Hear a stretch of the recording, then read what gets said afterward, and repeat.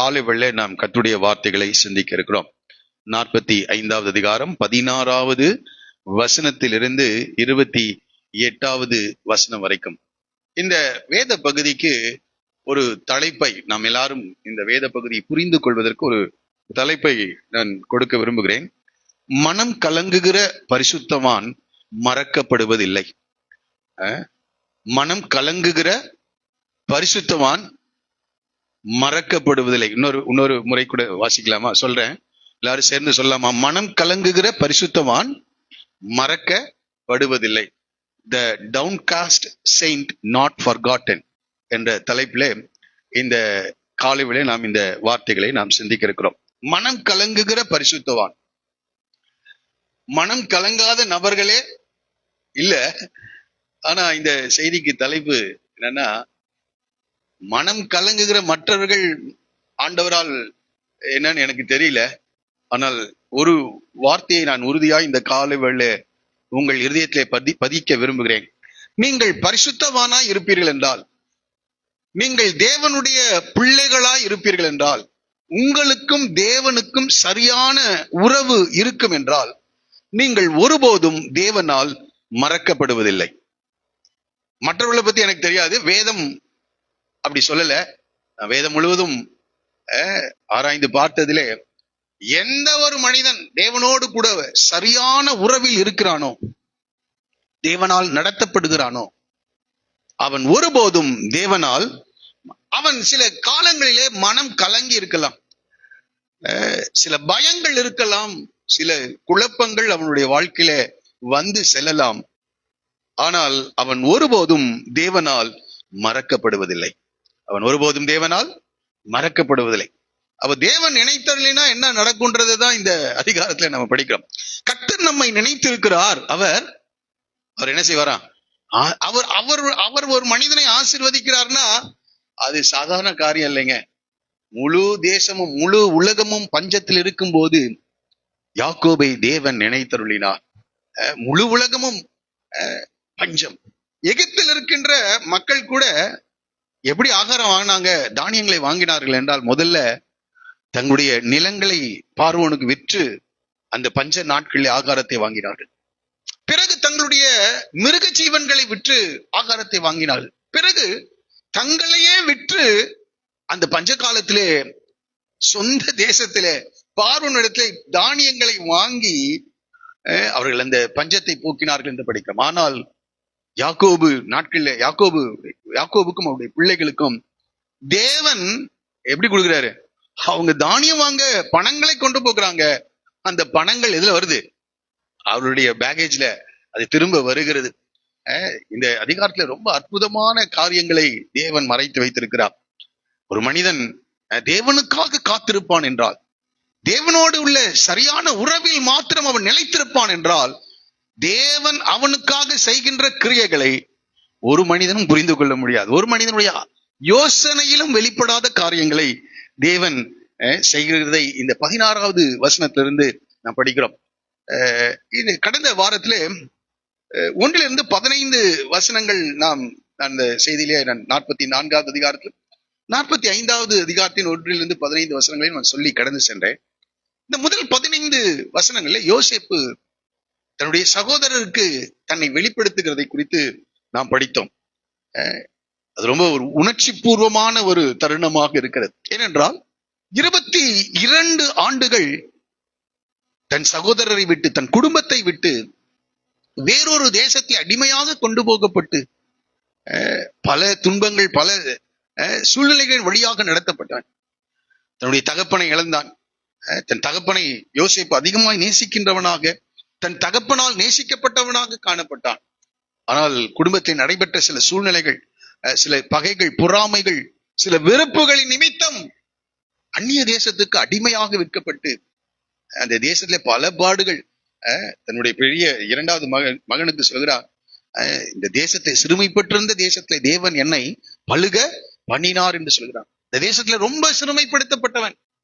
ஆனால் யாக்கோபின் வீட்டிலே ரொம்ப செல்ல பிள்ளையாக, பிரியமான பிள்ளையாக, பல வர்ணமான ஒரு அங்கியை அவன் தரித்திருந்தவனாக, அவன் செல்வமாய் வாழ்ந்தவன்.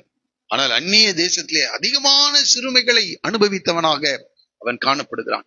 எனக்கு 22 ஆண்டுகளுக்கு பிற்பாடு எந்த சகோதரர்கள் தன்னை விற்றார்களோ அதே சகோதரர்களுக்கு முன்பாக தன்னை வெளிப்படுத்துகிறவனாயிருக்கிறான். இது ஒரு பகுதி. ஆனால் இன்னொரு பகுதி இருக்கிறது. அதுல தேவன் எவ்வளவு உண்மை உள்ளவராக அவருடைய வாழ்க்கையை செயல்பட்டார் என்பதை அவன் அறியும் போது அவனால் அதை அடக்கி கொண்டிருக்க முடியவில்லை. 2 பகுதி. ஒன்று, குடும்பத்தோடு கூட அவன் இணைகிறான். அவருடைய தகப்பனார் இன்னும் உயிரோடு இருக்கிறார் என்ற செய்தி அவன் கேள்விப்படுகிறான். தன் தகப்பனாரை பார்க்க போகிறேன் என்கின்ற உணர்வு. அது மாத்திரமல்ல, அடிமையாக கொண்டு வரப்பட்ட இந்த யோசேப்பு இப்பொழுது எகிப்திலே 2வது ஸ்தானத்திலே உயர்த்தப்பட்டிருக்கிறேன் என்பதை அவன் உணர்ந்த போது, அது மாத்திரமல்ல, ஆபிரகாமுக்கு தேவன் தந்த அந்த திட்டங்களின் நிறைவேறுதலை இந்த யோசேப்பு புரிந்து கொள்ளும் போது அவனால் அடக்கி கொண்டிருக்க முடியவில்லை. அவன் என்ன செய்தானாம்? யோசேப்பு பாருங்க, எல்லாருக்கும் முன்பாக அடக்கி கொண்டிருக்காமல் 2வது வசனம் சொல்கிறது, அவன் சத்தமிட்டு அழுதான் என்று சொல்லப்பட்ட ஒரு அதிகாரி சத்தமிட்டு அழுகின்றார். பார்வோனுடைய வீட்டார் அதை என்ன செய்தார்கள்?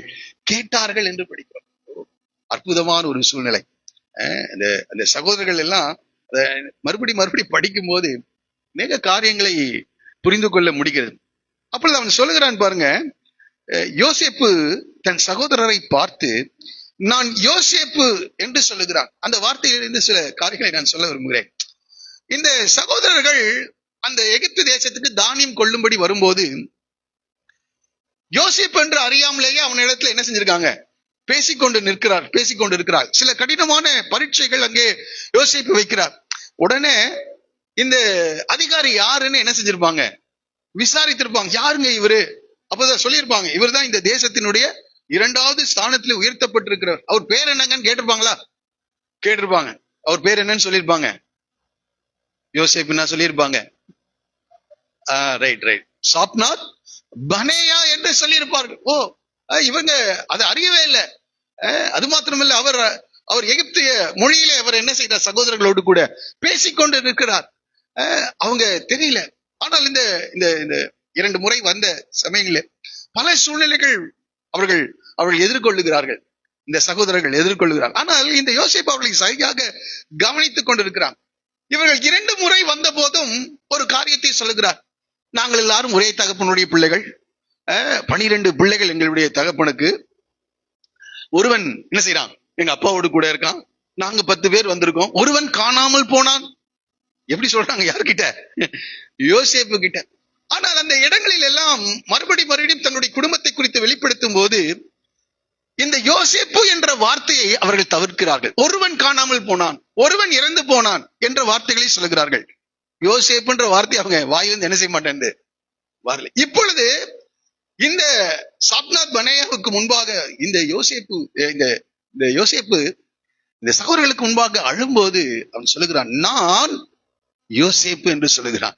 அந்த சத்தத்தை அவர்களால் என்ன செய்ய முடியல, கேட்க. அதனால் அவர்கள் கலக்கமுற்று இருந்தார்கள் என்று நாம் படிக்கிறோம். அந்த இடத்தை படிக்குமா? அவர்கள் முன்பாக கலக்கமுற்று இருந்ததினாலே அவனுக்கு உத்தரம் சொல்ல கூட அந்த வார்த்தையை அவர்களால் என்ன செய்ய முடியாது. அவங்க என்ன செஞ்சான்? அந்த யோசேப்பு முடிஞ்சிட்டான், செத்துட்டான், காணாமல் போய்விட்டான் என்று நினைத்துக் கொண்டிருக்கிறார்கள். அந்த வார்த்தையை சொல்ல மறுக்கிறார்கள். இப்பொழுது சொல்லுகிறான், நான் யோசேப்பு என்று சொல்றான். 2 முறை அந்த வார்த்தைகளை என்ன செய்கிறான்? சொல்றார் பாருங்க, நீங்கள் எகிப்துக்கு போகிறவர்களிடத்தில் விற்று போட்ட உங்கள் சகோதரனாகிய யோசேப்பு. அவர்களால அதை ஏற்றுக்கொள்ள முடிந்திருக்காது. அதை எதிர்பார்க்கவில்லை. அவர்கள் கலக்கமுற்று இருந்தார்கள் என்று படிக்கிறோம். அவர்கள் கலக்கமுற்று இருக்கிறதை பார்த்த உடனே எனக்கு இன்னொரு காரியம் என்னன்னா, இந்த யோசேப்பு அவங்க பயந்துட்டாங்க. இவ்வளவு பெரிய அதிகாரியாக அவன் இருப்பான் என்று அவர்கள் கனவிலும் நினைக்கவில்லை. இந்த சொப்பனம் எப்படி நடக்க போகிறது என்று அறியும்படியாக தான் இந்த குழிக்குள்ள போட்டாங்க. அதன் மூலமாகவே தேவன் அவனை உயர்த்தி விட்டார். இதெல்லாம் ஒரு வினாடி அவர்கள் புரிந்து கொண்ட போது அவர்கள் கலக்கமுற்றிருந்தால் பேசல, பயந்து நடுங்குகிறார்கள். என்னன்னா, பழிவாங்கி விடுவான் என்ற ஒரு பயம் அவளுக்குள் இருக்கிறது. உடனே யோசேப்பு செய்கிற காரியம், என்னை விடத்திற்கு வரும்படி விற்று போட்டதினால் நீங்கள் சஞ்சலப்பட வேண்டாம், அது உங்களுக்கு விசனமாயிருக்க வேண்டாம். அவளை ஆறுதல் படுத்துகிறான். இங்கேதான் தேவனுடைய கிருபையை நாம் பார்க்கிறோம். தேவனுடைய கிருபை. சீஷர்கள் எல்லாரும் சொன்னாங்க, ஆண்டவரே யார் கைவிட்டாலும், யார் விலகி போனாலும் நாங்கள் உம்மை விட்டு, ஆண்டவர் சொல்றார், மெய்ப்பனை வெட்டுவேன், ஆடுகள் சிதறி போகும் என்று சொல்லுகிறபடி இன்றைக்கு நீங்கள் எல்லாரும் என்னை விட்டு என்ன செய்வாங்க, ஓடி போய் விடுவீர்கள் என்று சொன்னா எல்லாரும் அப்படியே சொன்னார்கள். பேதுரு சொன்னது போல எல்லாரும் சொன்னார்கள். ஆனால் எல்லாரும் அவரை விட்டு போயிட்டாங்க. ஒருத்தன் காட்டி கொடுத்துட்டான், இன்னொருவன் என்ன செய்தான், அவரை அறிந்திருக்கிறதை அவன் என்ன செய்தான், மறுதலிக்கிறவனாக இருந்தான். எல்லாரும் ஓடி போய் விட்டார்கள். இப்போ ஆண்டவர் உயிரோடு கூட அவர் வந்து இருக்கும்போது அந்த அந்த அவர்கள் செய்த செயல்களை எல்லாம் ஒரு காரியத்தை என்ன செய்வே இல்லை. அவங்க நம்மளா இருந்தா எல்லாத்தையும் சொல்லி காட்டுவோம். இன்னைக்கு அநேகர் வந்து என்ன செய்வாங்க, மற்றவர்கள் செய்த தவறை மறப்பதே இல்லை. அந்த சமயம் வரும்போது அதை என்ன செய்வாங்க, குத்தி காண்பிக்கின்றவர்களாக இருப்பார்கள். குத்தி காண்பிக்கிறவர்களாக. தேவனுடைய கிருபையை பெற்ற நாம் எப்படி செயல்பட வேண்டும் என்று யோசேப்பின் இடத்திலே நாம் படிக்கிறோம். நீங்கள் என்ன செய்ய வேண்டாம், இந்த விடத்திற்கு என்னை விட்டு போட்டதுனா நீங்கள் சஞ்சலப்பட வேண்டாம், உங்களுக்கு அது விசனமாய் இருக்கவும் வேண்டாம். ஆண்டவர் ஒண்ணுமே செய்யல. அங்க சீஷர்கள் இடத்துல வரும்போது ஒன்றும் செய்யல. அவர்கள் செய்த தவறுகள் எல்லாம் அவருக்கு தெரியும். ஆனால் ஒரு வார்த்தையும் அங்கே பேசவில்லை. இப்போ அவர்கள் பயப்படுகிறார்கள், சஞ்சலப்படுகிறார்கள். அவர்கள் பயப்பட வேண்டாம் என்று சொல்கிறார். தேசத்தில் இப்பொழுது 2 வருஷம் பஞ்சமா இருக்கிறது, இன்னும் 5 வருஷம் பஞ்சம் இருக்கும். ஆகவே பூமியிலே உங்கள் வம்சம் ஒழியாமல் இருக்க உங்களை ஆதரிக்கிறதற்காக பெரிய ரட்சிப்பினால் உங்களை உயிரோடே காப்பதற்காக தேவன் என்னை உங்களுக்கு முன்னமே அனுப்பினார். இங்கே இந்த யோசேப்பு சரியாக தேவனுடைய வழிநடத்துதலை புரிந்து கொள்கிறார். தன்னுடைய வாழ்க்கையிலே தேவன் செயல்படுகிற விதத்தை யோசேப்பினால் புரிந்து கொண்டிருக்க முடியுது. உன்னுடைய வாழ்க்கையில தேவன் இருக்காரா? தேவன் உன்னை வழி நடத்துகிறாரா? தேவனுடைய வாழ்க்கையில என்ன செய்து கொண்டிருக்கிறார்?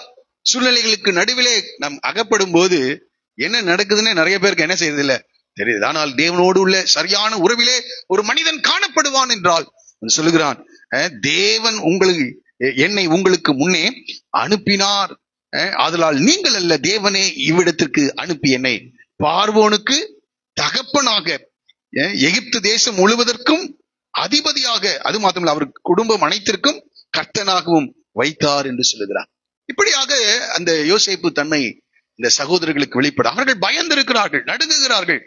ஆனால் அவர்களுக்கு யோசேப்பு தம்முடைய கிருபையை, தம்முடைய இரக்கத்தை அங்கே வெளிப்படுத்துகிறவனாக அவன் காணப்படுகிறான். அது மாத்திரம் கீழே நீங்க படித்து பார்க்கும் போது ஒவ்வொரு சகோதரரையும் கட்டி பிடித்து அவர்களோடு கூட அழுகிறவனாக, அவர்களோடு கூட பேசுகிறவனாக அவன் காணப்படுகிறான். இங்கே இதுல நான் புரிந்து கொண்ட காரியம் என்னன்னா, அவன் வெளிப்படுத்தின காரியம் 1 பேதுரு நிருபம் 4வது அதிகாரம் 8வது வசனத்திலே அன்பை குறித்து நாம் படிக்கிறோம். எல்லாவற்றுக்கும் மேலாக ஒருவருக்கொருவர் ஊக்கமான அன்புள்ளவர்களாய் இருங்கள். 1 பேதுரு 4:8.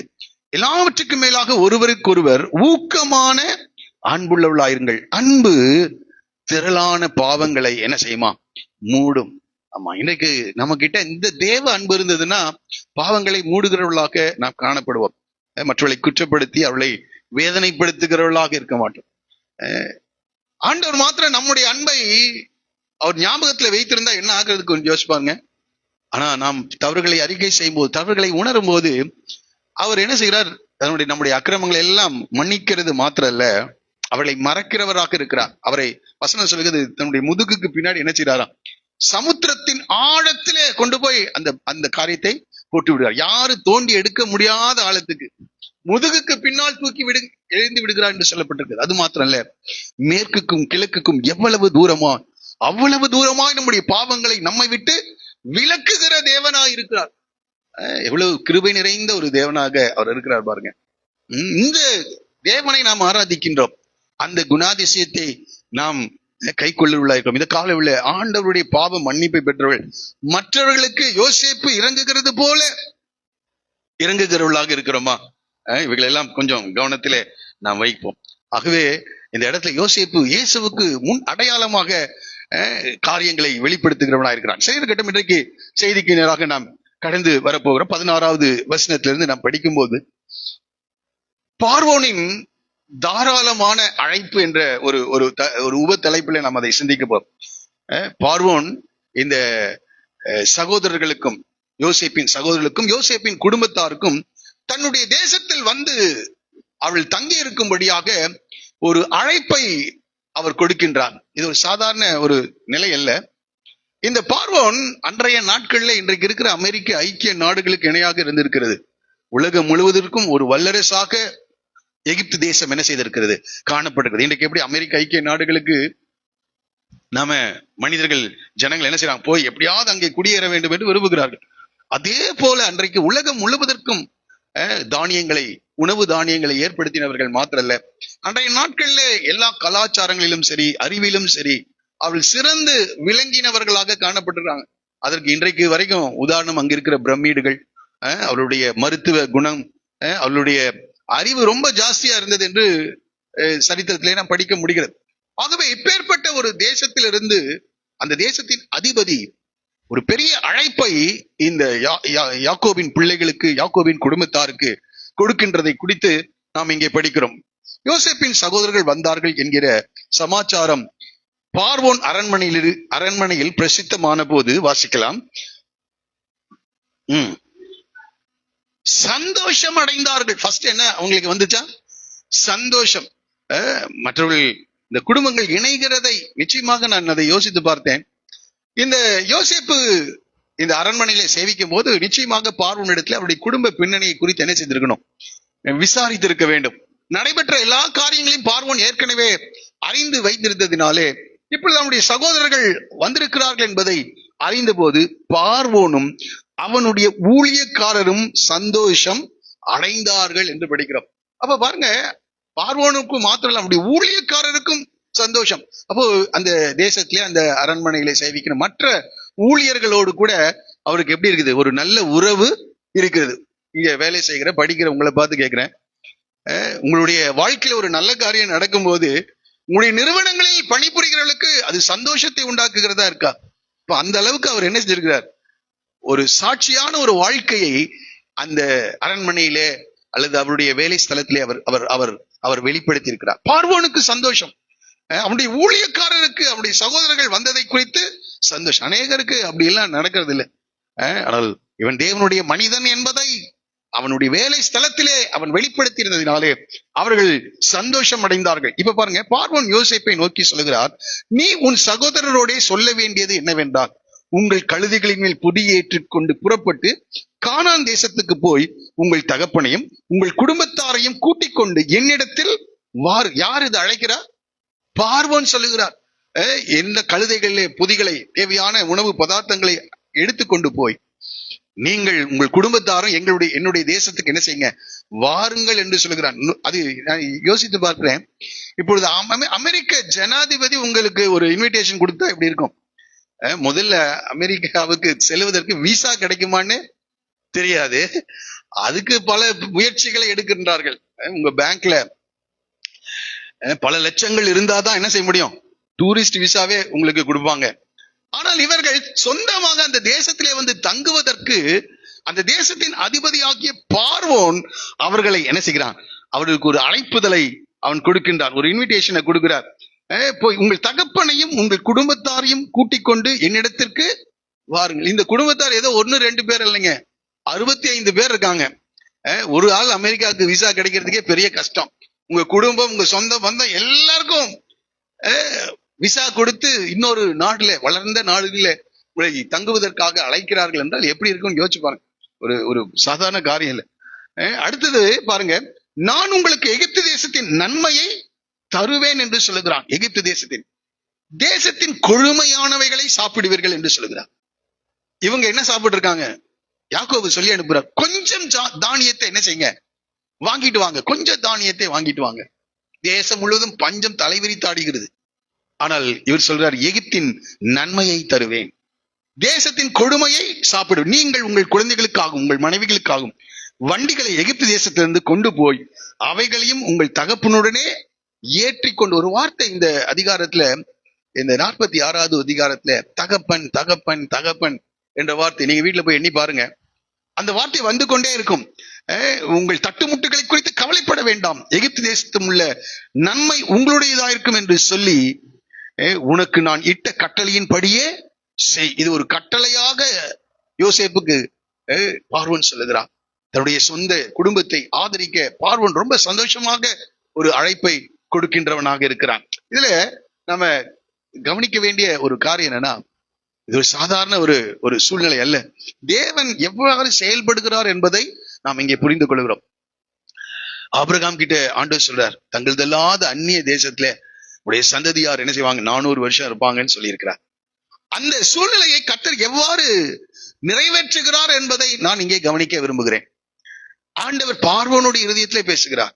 இப்பொழுது சூழ்நிலைகளை அதற்கென்று ஆண்டவர் ஏற்படுத்தி வைத்திருக்கிறார். இவங்களும் இந்த கானான் தேசத்தில் இதற்கு மேல் என்ன செய்ய முடியாது, வாழ முடியாத ஒரு சூழ்நிலை. அதற்காகவே யோசேப்பை ஆண்டவர் கொண்டு போய் அந்த தேசத்திற்கு அதிபதியாக மாற்றி, இப்பொழுது அந்த தேசத்தின் தலைவனுடைய வாயிலிருந்து ஒரு பெரிய ஒரு அழைப்பு, ஒரு இன்விடேஷன் இந்த குடும்பத்தாருக்கு கிடைக்கின்றதை நாம் பார்க்கிறோம்.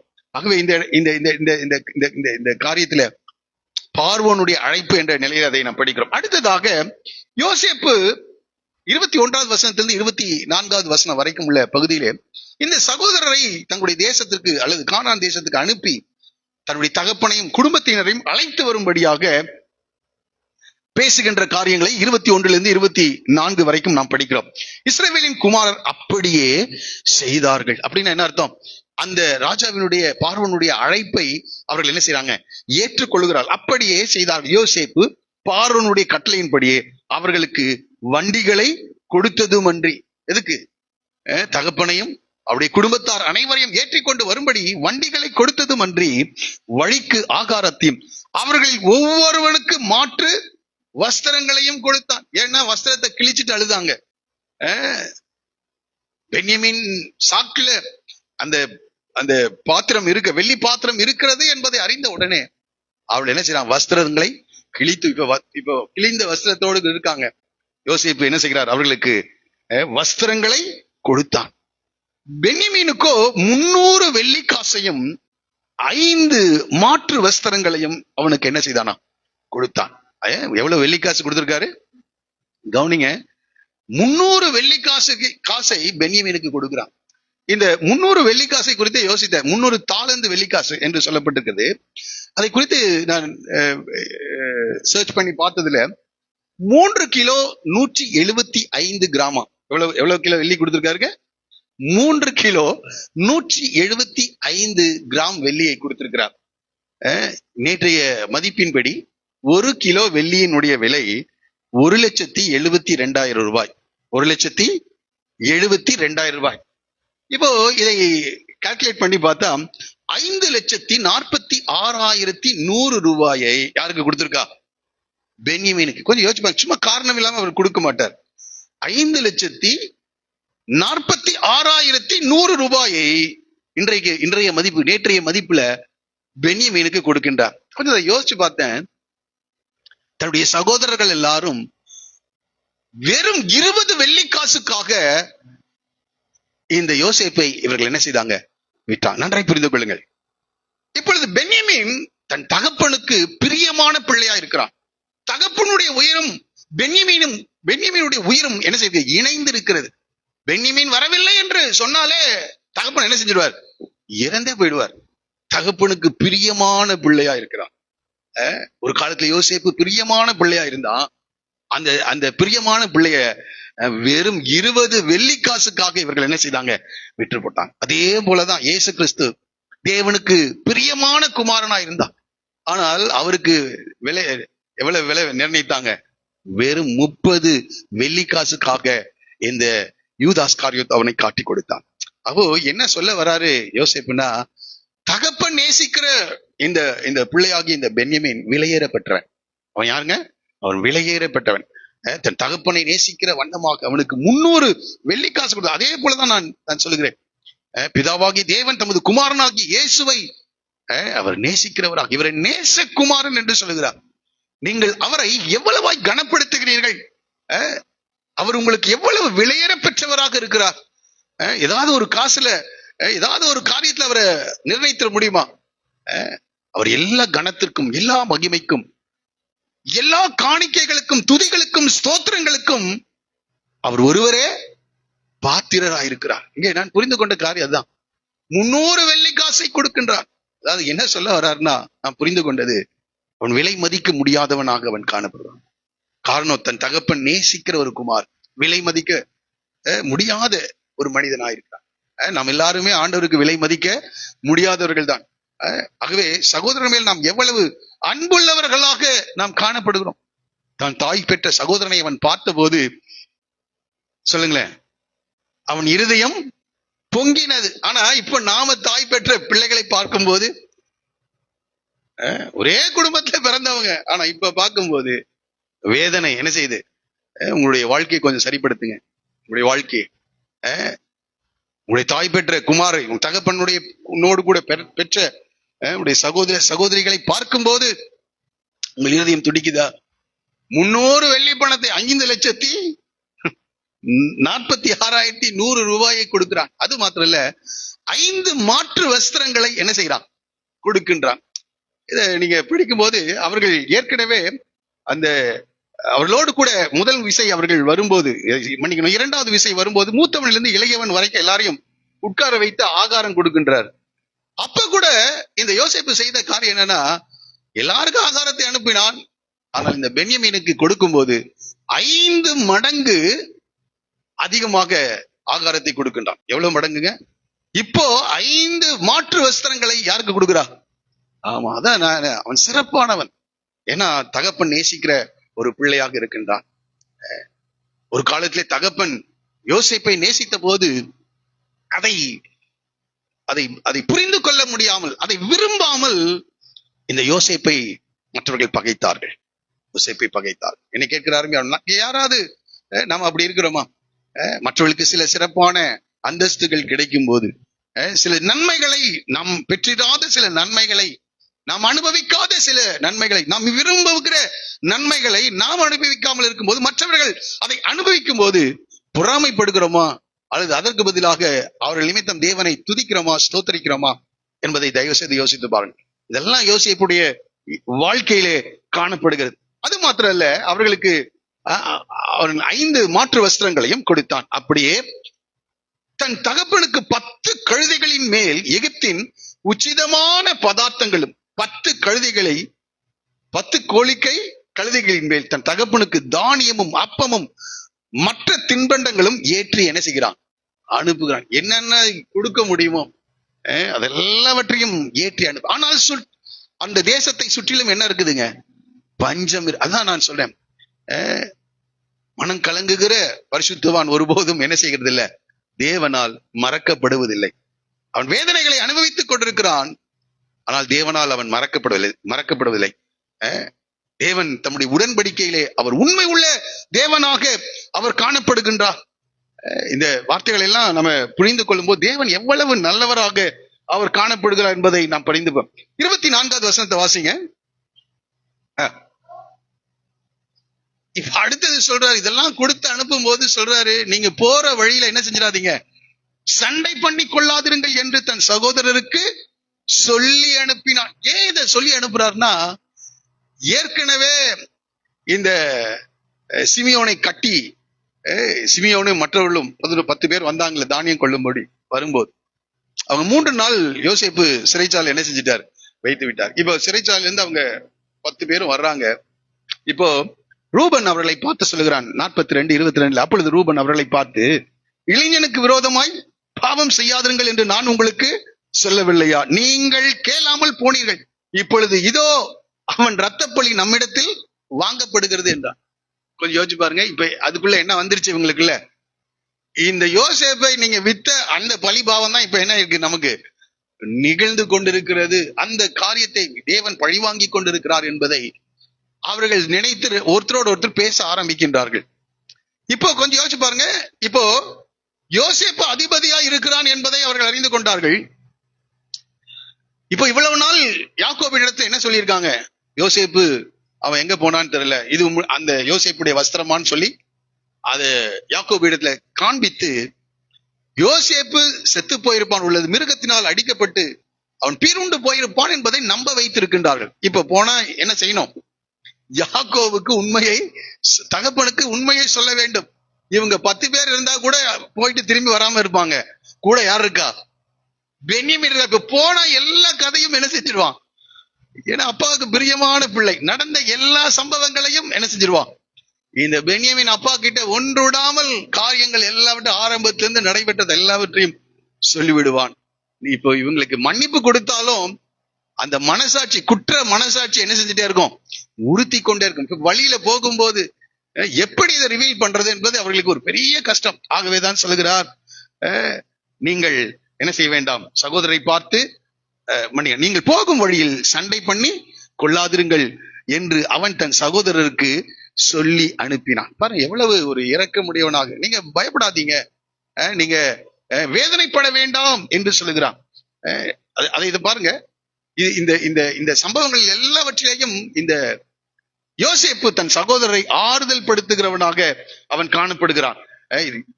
ஆதியாகமம் 42:28 அவன் சொல்லுகிறான், அப்பொழுது அவருடைய இருதயம் சோர்ந்து போய் அவர்கள் பயந்து ஒருவரை ஒருவர் பார்த்து தேவன் நமக்கு இப்படி செய்தது என்ன.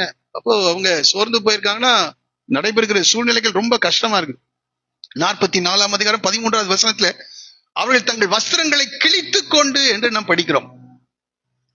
45:3 அவனுடைய சகோதரர்கள் அவனுக்கு முன்பாக கலக்கமுற்றிருந்தார்கள் என்று சொல்லப்படுது. இப்படி அவளுடைய மனநிலையில ரொம்ப பெரிய மாற்றம். இப்ப விட்டா இவங்க ஒருவர் குறை சொல்லி சண்டை போட்டுக் கொள்வார்கள் என்பதற்காக அவன் சொல்றான், நீங்க வழியிலே சண்டை பள்ளி கொள்ள வேண்டாம் என்று சொல்கிறார்.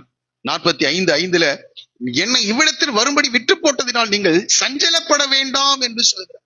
அவளை ஆறுதல் படுத்துகிறவனாக, அவளை மன்னிக்கின்றவனாக, அந்த துக்கத்தை அவர்களை விட்டு அப்புறப்படுத்துகிறவனாக, முயற்சி செய்கிறவனாக அவன் காணப்படுகிறான். நம்ம இவைகளை எல்லாம் நாம் கற்றுக்கொள்ள வேண்டியவர்களாக நாம் காணப்படுகிறோம். அடுத்ததாக இந்த யோசேப்பு சகோதரர்கள் மூலமாக தன் தகப்பனுக்கு சொல்லி அனுப்புகிற செய்தியை குறித்து 25வது வசனத்திலிருந்து நாம் படிக்கிறோம்.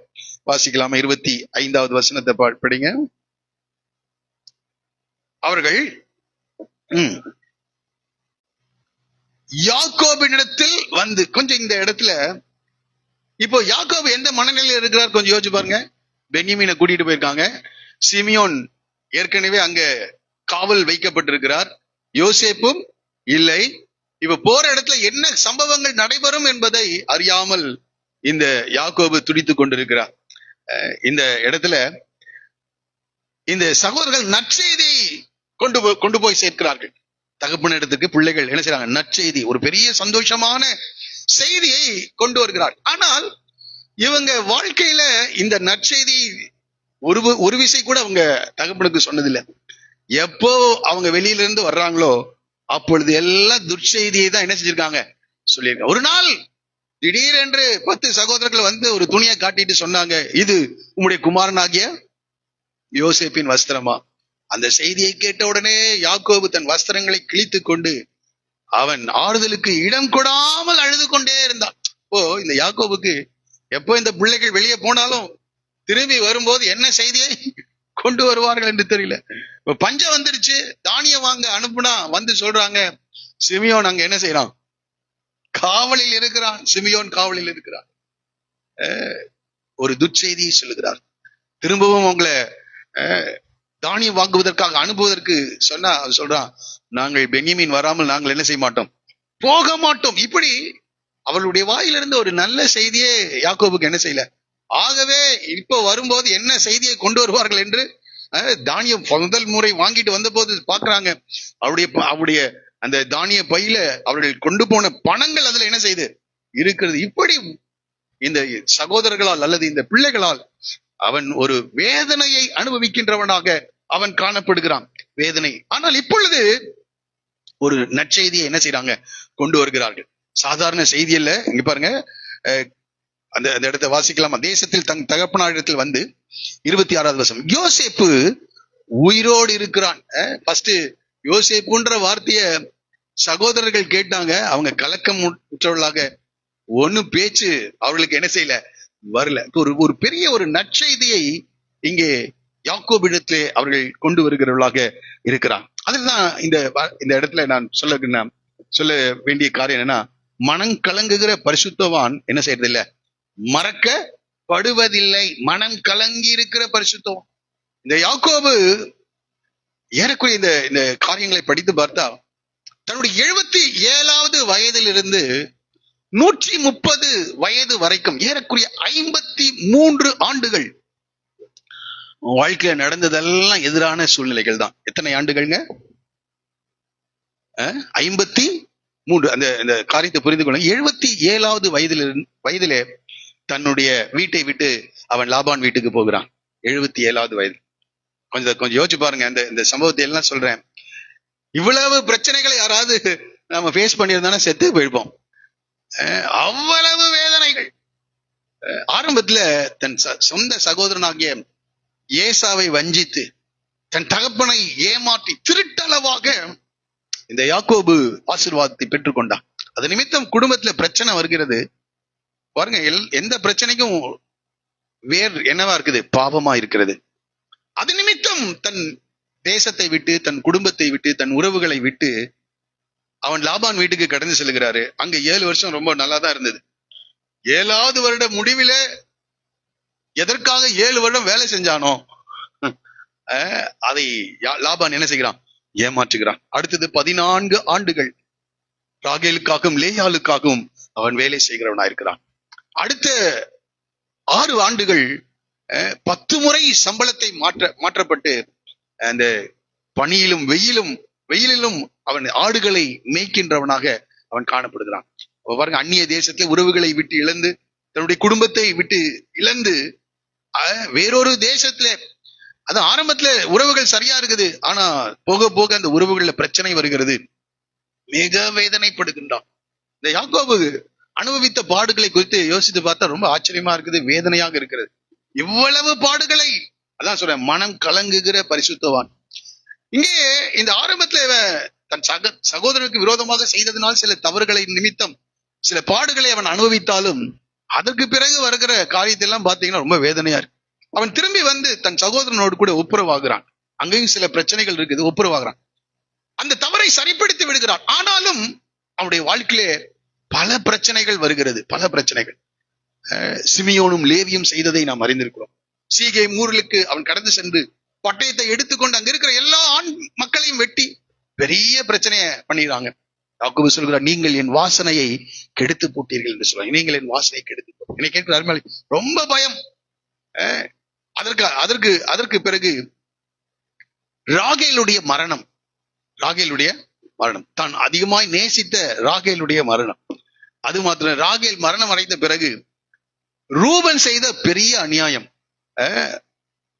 ராகேலுடைய அந்த வேலைக்காரியின் இடத்துல அல்லது யாக்கோபின் மறுமணியாற்ற இடத்துல அவன் கடந்து சென்றது ஒரு தவறான செயலை அவன் செய்கிறவனாயிருக்கிறான். தன்னுடைய பிள்ளைகள் துன்மார்க்கமான ஒரு வாழ்க்கையை வாழ்ந்து கொண்டிருக்கிறார்கள். இது எப்படி இருக்கும்? இவன் யாரு? தேவனுக்கு பயந்த ஒரு சந்ததியில, ஆபிரகாமுடைய சந்ததியில வருகின்ற ஒரு யாக்கோபு. ஆனால் ஒவ்வொரு பிள்ளைக்கும் படுத்துகிற பாடு. ஒருத்தர் சொன்னாரு, பிள்ளைகள் செய்கிற அந்த தவறுகள் எவ்வளவு வேதனை உண்டாக்குகிறது என்று நான் தகப்பனாக மாறின பிறகுதான் எனக்கு தெரிஞ்சதுன்னு சொன்னாரு என்கிட்ட. அது உண்மை. இப்பொழுது யாக்கோபு சில தவறுகளை செய்தான் தான், இல்லன்னு இல்ல. ஆனால் இப்பொழுது தன்னுடைய சொந்த பிள்ளைகளினால் அவன் அதிகமாக வேதனைப்படுகின்றவனாக மாறிவிடுகிறான். திடீர்னு வந்து சொல்றாங்க, யோசேப்பை அவர்கள் என்ன செய்தாங்க? விட்டு பொய்யாக வந்து சொல்கிறார்கள், ஒரு மிருகம் அவனை கொண்டிருக்கும் என்று நம்ப வைக்கின்றார். இப்படி படித்து பார்த்தால் அவனுடைய வாழ்க்கை முழுவதிலும் சஞ்சலங்கள், வருத்தங்கள், பாரங்கள், இவைகளே அவனுடைய வாழ்க்கையிலே காணப்பட்டது. ஆனால் இந்த யாக்கோபை குறித்து நாம் படிக்கும் போது அவன் ஒரு பரிசுத்தவானாக காணப்படுகிறான். நாம சில தவறுகளை மாத்திரம் ஹைலைட் பண்றோம். ஆனால் இவன் ஆபிரகாம் ஈசாக்கு என்ற அந்த உடன்படிக்கையிலே 3வது வருகின்ற ஒரு நபராக இருக்கின்றான். அந்த சந்ததியிலே அவன் பிறப்பதற்கு முன்பதாகவே தேவன் அவனை தெரிந்தெடுத்திருக்கிறார் என்ற செய்தி அவர்களுக்கு கர்த்தர், அவருடைய பெற்றோருக்கு கர்த்தர் வெளிப்படுத்தி இருக்கிறார். ஒரு பரிசுத்தவான். வீட்டை விட்டு அவன் கடந்து செல்கிறான். அந்த 27வது அதிகாரம், 28வது அதிகாரத்துல தன் தகப்பனை வஞ்சித்து, தன்னுடைய சகோதரனை வஞ்சித்து ஏமாற்றி திருட்டளவாய் ஆசீர்வாதத்தை பெற்றுக்கொண்டு அவன் கடந்து செல்கிறான். ஆனால் 28ஆம் அதிகாரம் 15வது வசனத்திலே ஆண்டவர் சொல்கிறார், நான் உன்னோடே இருந்து என்று சொல்கிறார். அப்போ இவன் உண்மையாவே ஒரு பரிசுத்தவான் தான். நீ போகிற இடங்கள் எல்லாம் உன்னை காத்து இந்த தேசத்துக்கு உன்னை திரும்பி வர பண்ணுவேன். நான் உனக்கு சொன்னதை செய்யும் அளவும் உன்னை கைவிடு. நாம என்ன செய்வோம்? அவனை குறித்து சொல்லும் போது இவன் ஒரு திருடன், இவன் ஒரு ஏமாற்றுகிறவன்.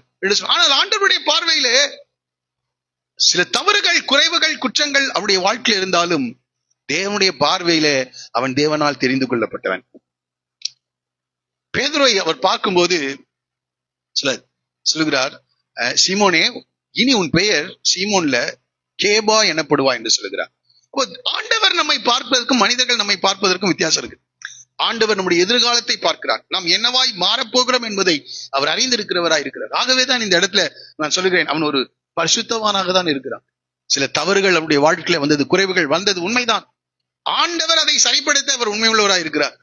சில சூழ்நிலைகள் அவருடைய வாழ்க்கையில வந்தபோது தன்னுடைய தவறை உணர்கிறவனா இருக்கிறான். ஆகவேதான் சொல்கிறான், நான் உன்னோடே இருந்து என்று சொல்லுகிறார். நீ போகிற இடங்களிலெல்லாம் உன்னை காத்து இந்த தேசத்துக்கு நான் உன்னை திரும்பி வர பண்ணுவேன். நான் உனக்கு சொன்னதை செய்யும் அளவும் உன்னை கைவிடுவது இல்லை என்று சொல்லுகிறார்.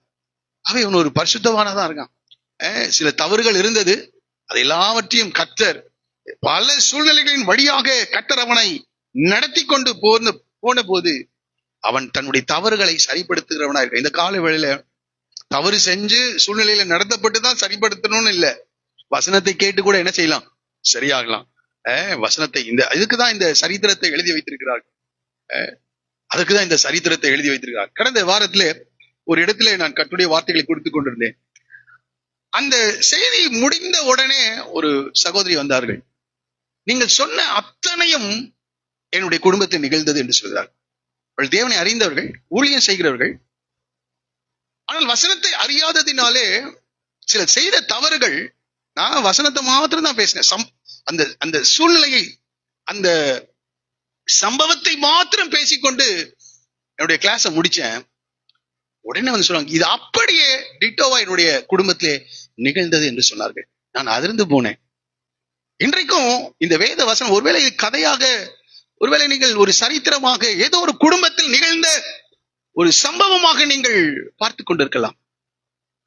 ஆனால் இன்றைக்கும் இப்படிப்பட்ட சம்பவங்கள், சூழ்நிலைகள் குடும்பங்களை நிகழ்ந்து கொண்டிருக்கின்றது.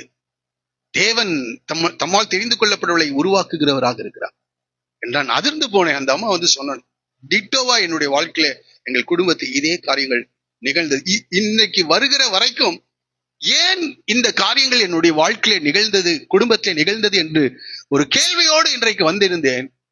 அதற்கான சரியான பதிலை வேத வசனத்திலிருந்து நீங்கள் எனக்கு எடுத்து காண்பீர்கள். இது எனக்காகவே பேசப்பட்டது என்று சொன்னார்கள். நான் அதிர்ந்து போனேன். அந்த நாளிலே, கடந்த வியாழக்கிழமை இந்த காலையிலே உன்னை பார்த்து சொல்கிறேன், இது ஒரு சம்பவத்தை நாம் கற்றுக்கொண்டு போவதில்லை. எந்த ஒரு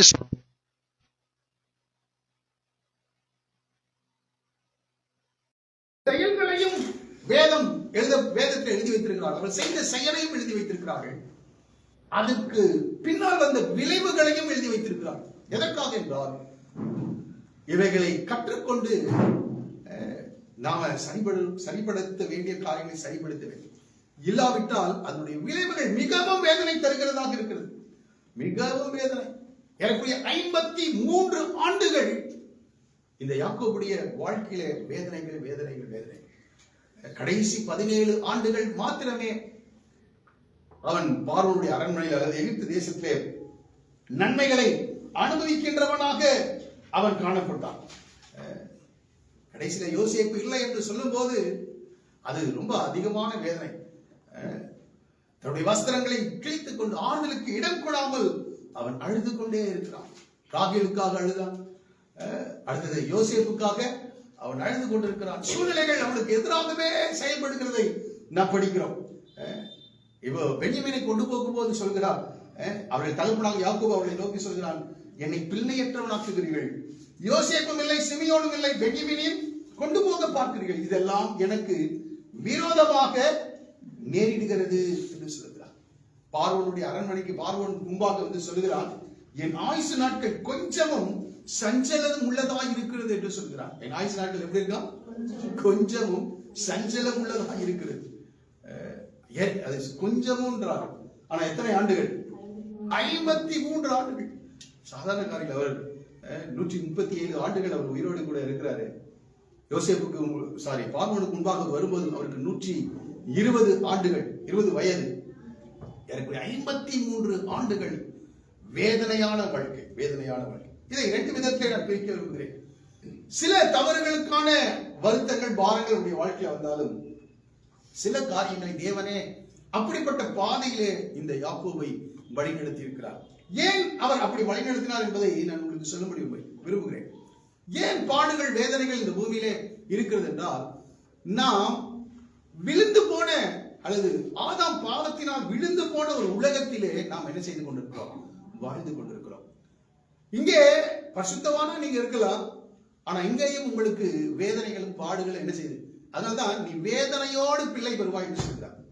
நீ நிலத்தில் விதைக்கும் போது வேர்வை சிந்தி அதனுடைய அறுவடையை நீ அறுக்க வேண்டும் என்று ஆண்டவர் வேதனையை குறித்து அங்கே பேசுகிறார். அதனால்தான் ஆண்டவர் சொல்லும்போது சொல்கிறார், சீஷர்களை பார்த்து, பூமியிலே உலகத்திலே உங்களுக்கு உபத்திரவம் உண்டு என்று சொல்லுகிறார். ஆகவே ஒரு பரிசுத்தவானாய் வாழ்வதினாலே, தேவனுக்கு பிரியமான ஒரு வாழ்க்கை வாழ்வதினாலே வாழ்க்கை சுலபமாய் அமைந்து விடாது. இவன் செய்த தவறுக்கான விளைவுகளை அவன் அனுபவித்தான், இல்லை என்று சொல்லவில்லை. ஆனால் எல்லா விளைவுகளும் அவன் செய்த தவறுக்காக வரவில்லை. இரண்டையும் இந்த யாக்கோபுடைய வாழ்க்கையை நாம் படிக்கிறோம்.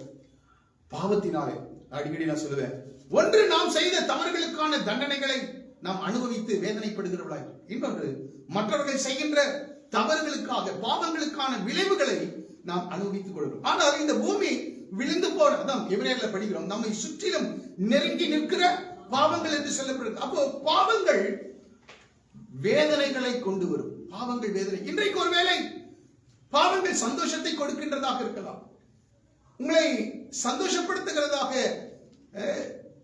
இந்த உலகத்தை அனுபவிக்கிறவர்களாக நீங்கள் காணப்படலாம். ஆனால் நிச்சயமாக நான் சொல்ல முடியும், வேத வசனத்தில் இருந்து இந்த பாவங்கள் மிகுந்த வேதனையை தருகிறதாக இருக்கிறது. மிகுந்த வேதனை. வஸ்திரத்தை கிழித்துக் கொண்டு ஒரு நாள் அழுகின்றான். வஸ்திரத்தை கிழித்துக் கொண்டு அழுகின்றான்.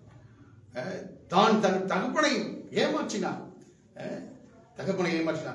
ஏசாவுடைய வஸ்திரங்களை அவன் தரித்துக் கொண்டு வந்து ஈசாக்கிடத்தை சொல்லுகிறான், நான் உன்னுடைய மூத்த குமாரனாகிய ஏசா. அதே போல யோசேப்பின் வஸ்திரங்களை எடுத்துக்கொண்டு வந்து யாக்கோபிடத்தில் சொல்கிறான், இது உன்னுடைய குமாரனாகிய ஏசாவின் வஸ்திரம். யோசேப்பின் வஸ்திரமா என்று கேட்கிறான். அருமையானவர்களே, காலங்கள் மாறலாம், ஆனால் விளைவுகளை நிச்சயம் என்ன செய்தாங்க? அனுபவித்தாங்க. காலங்கள் மாறலாம், ஒருவேளை உடனடியாக துர்க்கிரியை கேட்டு தண்டனைகள் வராமல் இருக்கலாம், ஆனால் அது நிச்சயமாக வரும். அது வரும்போது அது மிகுந்த வேதனையை உண்டாக்குகிறதாக இருக்கிறது. 53 ஆண்டுகள் சொல்றான். கொஞ்சம் சஞ்சலம் உடையதாக இருக்குது என்று சொல்கிறார். கொஞ்சம் சஞ்சலம் தான் இல்லைங்க, அது மிகப்பெரிய வேதனையாக காணப்படுகிறது. தன்னுடைய பிள்ளைகளினால் அந்த வேதனையை கொஞ்சம் அனுபவிச்சீங்கன்னா, லாபான் கடினமாக இந்த யாக்கோபை என்ன செய்கிறார்? நடத்துகிறார். தன்னுடைய ஈசாக்கினுடைய வீட்டிலே அவர்கள் பெரிய பணக்காரர்கள், ஆனால் இன்னொரு இடத்திற்கு அவன் கடந்து செல்வது வெறும் கோலும் தடியுமாக என்ன செய்கிறான்? அவன் கடந்து செல்கிறான். எனக்கு 20 ஆண்டுகள் அந்நிய தேசத்திலே அந்நியனை போல இந்த யாக்கோபு காணப்படுகிறான். உறவுகளை இழக்கிறான், பிள்ளைகளினால் வந்த பிரச்சனைகள், இப்படி பல சூழ்நிலை. இதற்கு மத்தியில அந்த தேசத்தில் தலைவிரித்தாடின பஞ்சம் ஒரு பெரிய ப்ராப்ளமாக வருகிறது. ஆகவே சொல்லுகிறேன், ஒன்று நாம் செய்த தவறுகளுக்கு, இன்னொன்று பாவ உலகத்திலே நாம் வாழ்ந்து வருகிறதுனாலே, இந்த விழுந்து போன உலகத்திலே நமக்கு என்ன இருக்குது? உலகத்திலே உபத்திரவங்கள், பாடுகள் காணப்படுகிறதா இருக்கிறது. ஆனால் இதற்கு மத்தியிலே தேவன் நமக்கு உதவி செய்கிறவராக இருக்கிறார். இந்த பாடுகளை அனுபவித்துக் கொண்டிருக்கும் போது யாக்கோபு மனநிலையை கொஞ்சம் நான் ஒரு வசனத்திலே நான் காண்பிக்கும்படி விரும்புகிறேன். பாடுகளை அனுபவிக்கும் போது எல்லாருடைய மனநிலையும் அப்படி இருக்கும். தாவீது இப்படிப்பட்ட சூழ்நிலையிலே அகப்பட்டிருக்கும் போது அவர் எழுதின 2 சங்கீதங்களை தயவுசெய்து நீங்கள் கவனிக்கும்படி கேட்கிறேன். என்னோடு கூட 42வது சங்கீதத்தை எடுத்துக்கொள்ளுங்கள். 42வது சங்கீதம். அதில் நான் படிக்கும் போது முதல் வசனத்தில் நான் படிக்கிறேன். மானானது நீரோடைகளை வாஞ்சித்து கதறுவது போல தேவனே என் ஆத்துமா உம்மை வாஞ்சித்து கதறுகிறது சொல்றார். மானானது நீரோடைகளை வாஞ்சித்து கதறுவது போல. நாம் இந்த பாட்டை ரொம்ப சுலபமா பாடி முடித்து விடுவோம். இந்த வசனத்தை சுலபமாய் நாம் முடித்து விடுவோம். தண்ணீர் இல்லாத பாலைவனங்களிலே காடுகளிலே அலைந்து திரிகின்ற மான்கள் தண்ணீருக்காக அலைந்து திரிகிறது போல என் ஆத்துமா ஜீவனுள்ள தேவன் மேலேயே தாகமாயிருக்கு. தாவீதுடைய அனுபவம், தேவன் மேலேயே தாகம். இந்த காலை வேளை இந்த வார்த்தைகளை கேட்கிற உங்களை பார்த்து கேட்கிறேன், தாவீதுடைய அனுபவம் உங்களுக்கு இருக்கா? நமக்கு இருக்கா? தேவன் மேலதான் எனக்கு தாகம். எப்படி? மானானது நீரோடைகளை வாஞ்சித்து கதறுவது போல. அப்படி இருந்தா ஒழுங்கா பைபிள் படிப்போம், ஒழுங்காய் ஜெபிப்போம், ஒழுங்காய் அழைத்துக்கு வருவோம், ஒழுங்காய் தேவனை தேடுவோம். சொல்ல தேவன் மேலேயே தாகமாயிருக்கிறேன். சரி, இந்த தாகமாய் இருந்தால் அடுத்தது என்ன செய்யறாங்க? நான் எப்பொழுது தேவனுடைய சந்நிதியில் வந்து நிற்பேன். அவனுக்கு ஆசையே தான், எப்பொழுது தேவனுடைய சந்நிதியில் வந்து நிற்பேன், எப்போதாவது அல்ல. இந்த காலைவெளியில ஆண்டவர் நம்மோடு கூட பேசுறார். உண்மையான தாகம் இருந்தா அவனுக்கு எப்பொழுது தேவனுடைய சந்நிதியில் வந்து நிற்பேன். இப்போ இப்படி ஆண்டவரோடு கூட உறவிலே இருக்கின்ற ஒரு மனிதன் தான் தாவீது. ஆனால் அவன் சொல்லுகிறான், அவனுடைய சூழ்நிலையிலிருந்து ஜனங்கள் அவனை பார்த்து சொல்கிறார்கள், உன் தேவன் எங்கே என்று அவர்கள் நாள்தோறும் என்னிடத்தில் சொல்லுகிறபடியால் இரவும் பகலும் என் கண்ணீரே எனக்கு. ஏன்னா சவுலுக்கு பயந்து காடுகளிலும் வனாந்திரங்களிலும் மலைகளிலும் புழுகைகளிலும் இருக்கின்றான். ஆனால் இவன் கர்த்தரை தேடுகிறவனாக இருக்கிறான், கர்த்தருடைய பிரசன்னத்தை விரும்புகிறவனாக இருக்கின்றான். ஆனால் வாழ்க்கை எப்படி இருக்கிறது?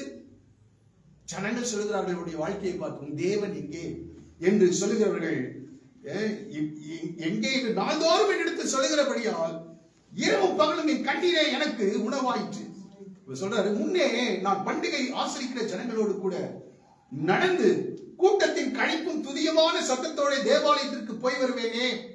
இவைகள் நான் நினைக்கும் போது என் உள்ளம் எனக்குள்ளே உருகுகிறது.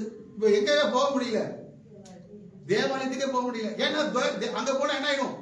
சவுல் பிடித்து கொன்று விடுவான். இப்பொழுது காடுகளில் இருக்கிறான். ஆனாலும் எருசலேமில் இருக்கின்ற ஆலயத்தின் மேல் உள்ள வாஞ்சையை வெளிப்படுத்துகிறான். அடுத்து சொல்றாரு, என் ஆத்துமாவே நீ ஏன் கலங்குகிறாய்? இப்ப பாருங்க, எல்லாருக்கும் வருது. ஒழுங்கா ஆண்டவரை தேடுறாரு. ஒழுங்காய் தேடாதவராக இருந்தா அந்த அந்த காரியம் வேற. ஒழுங்காய் தேவன் மேலேயே வாஞ்சை, எப்பொழுது தேவனுடைய சந்நிதியில் வந்து நிற்பேன் என்கின்ற ஒரு விருப்பம், தாகம் இந்த தாவீதுடைய வாழ்க்கையில் இருந்தது. எப்பொழுது அவன் தன்னுடைய ஆத்மாவை பார்த்து சொல்ல, என் ஆத்மாவே ஏன் எனக்குள் கலங்குகிறாய், ஏன் எனக்குள் தியங்குகிறாய்? தேவனை நோக்கி காத்திரு, அவர் சமூகத்தை ரட்சிப்பு நிமித்தம் நான் இன்னும் அவரை தேவனை நோக்கி காத்து. இந்த காலகட்டத்தில் தாவீதானாலும் சரி, யோபானாலும் சரி, இந்த யாக்கோபானாலும் சரி, அவர்கள் தேவனுக்காக காத்திருந்தார்கள். தேவனுக்காக எத்தனை ஆண்டுகள்? அதான் சொன்னேன், நீங்க அந்த யாக்கோபுடைய வாழ்க்கையில் இருக்கிற அந்த வருடங்களை கணக்கிட்டு வந்தேன் என்றால் சில நேரங்களிலே உடனடியான விடுதலையை நாம் எதிர்பார்த்து காத்திருக்கிறோம்.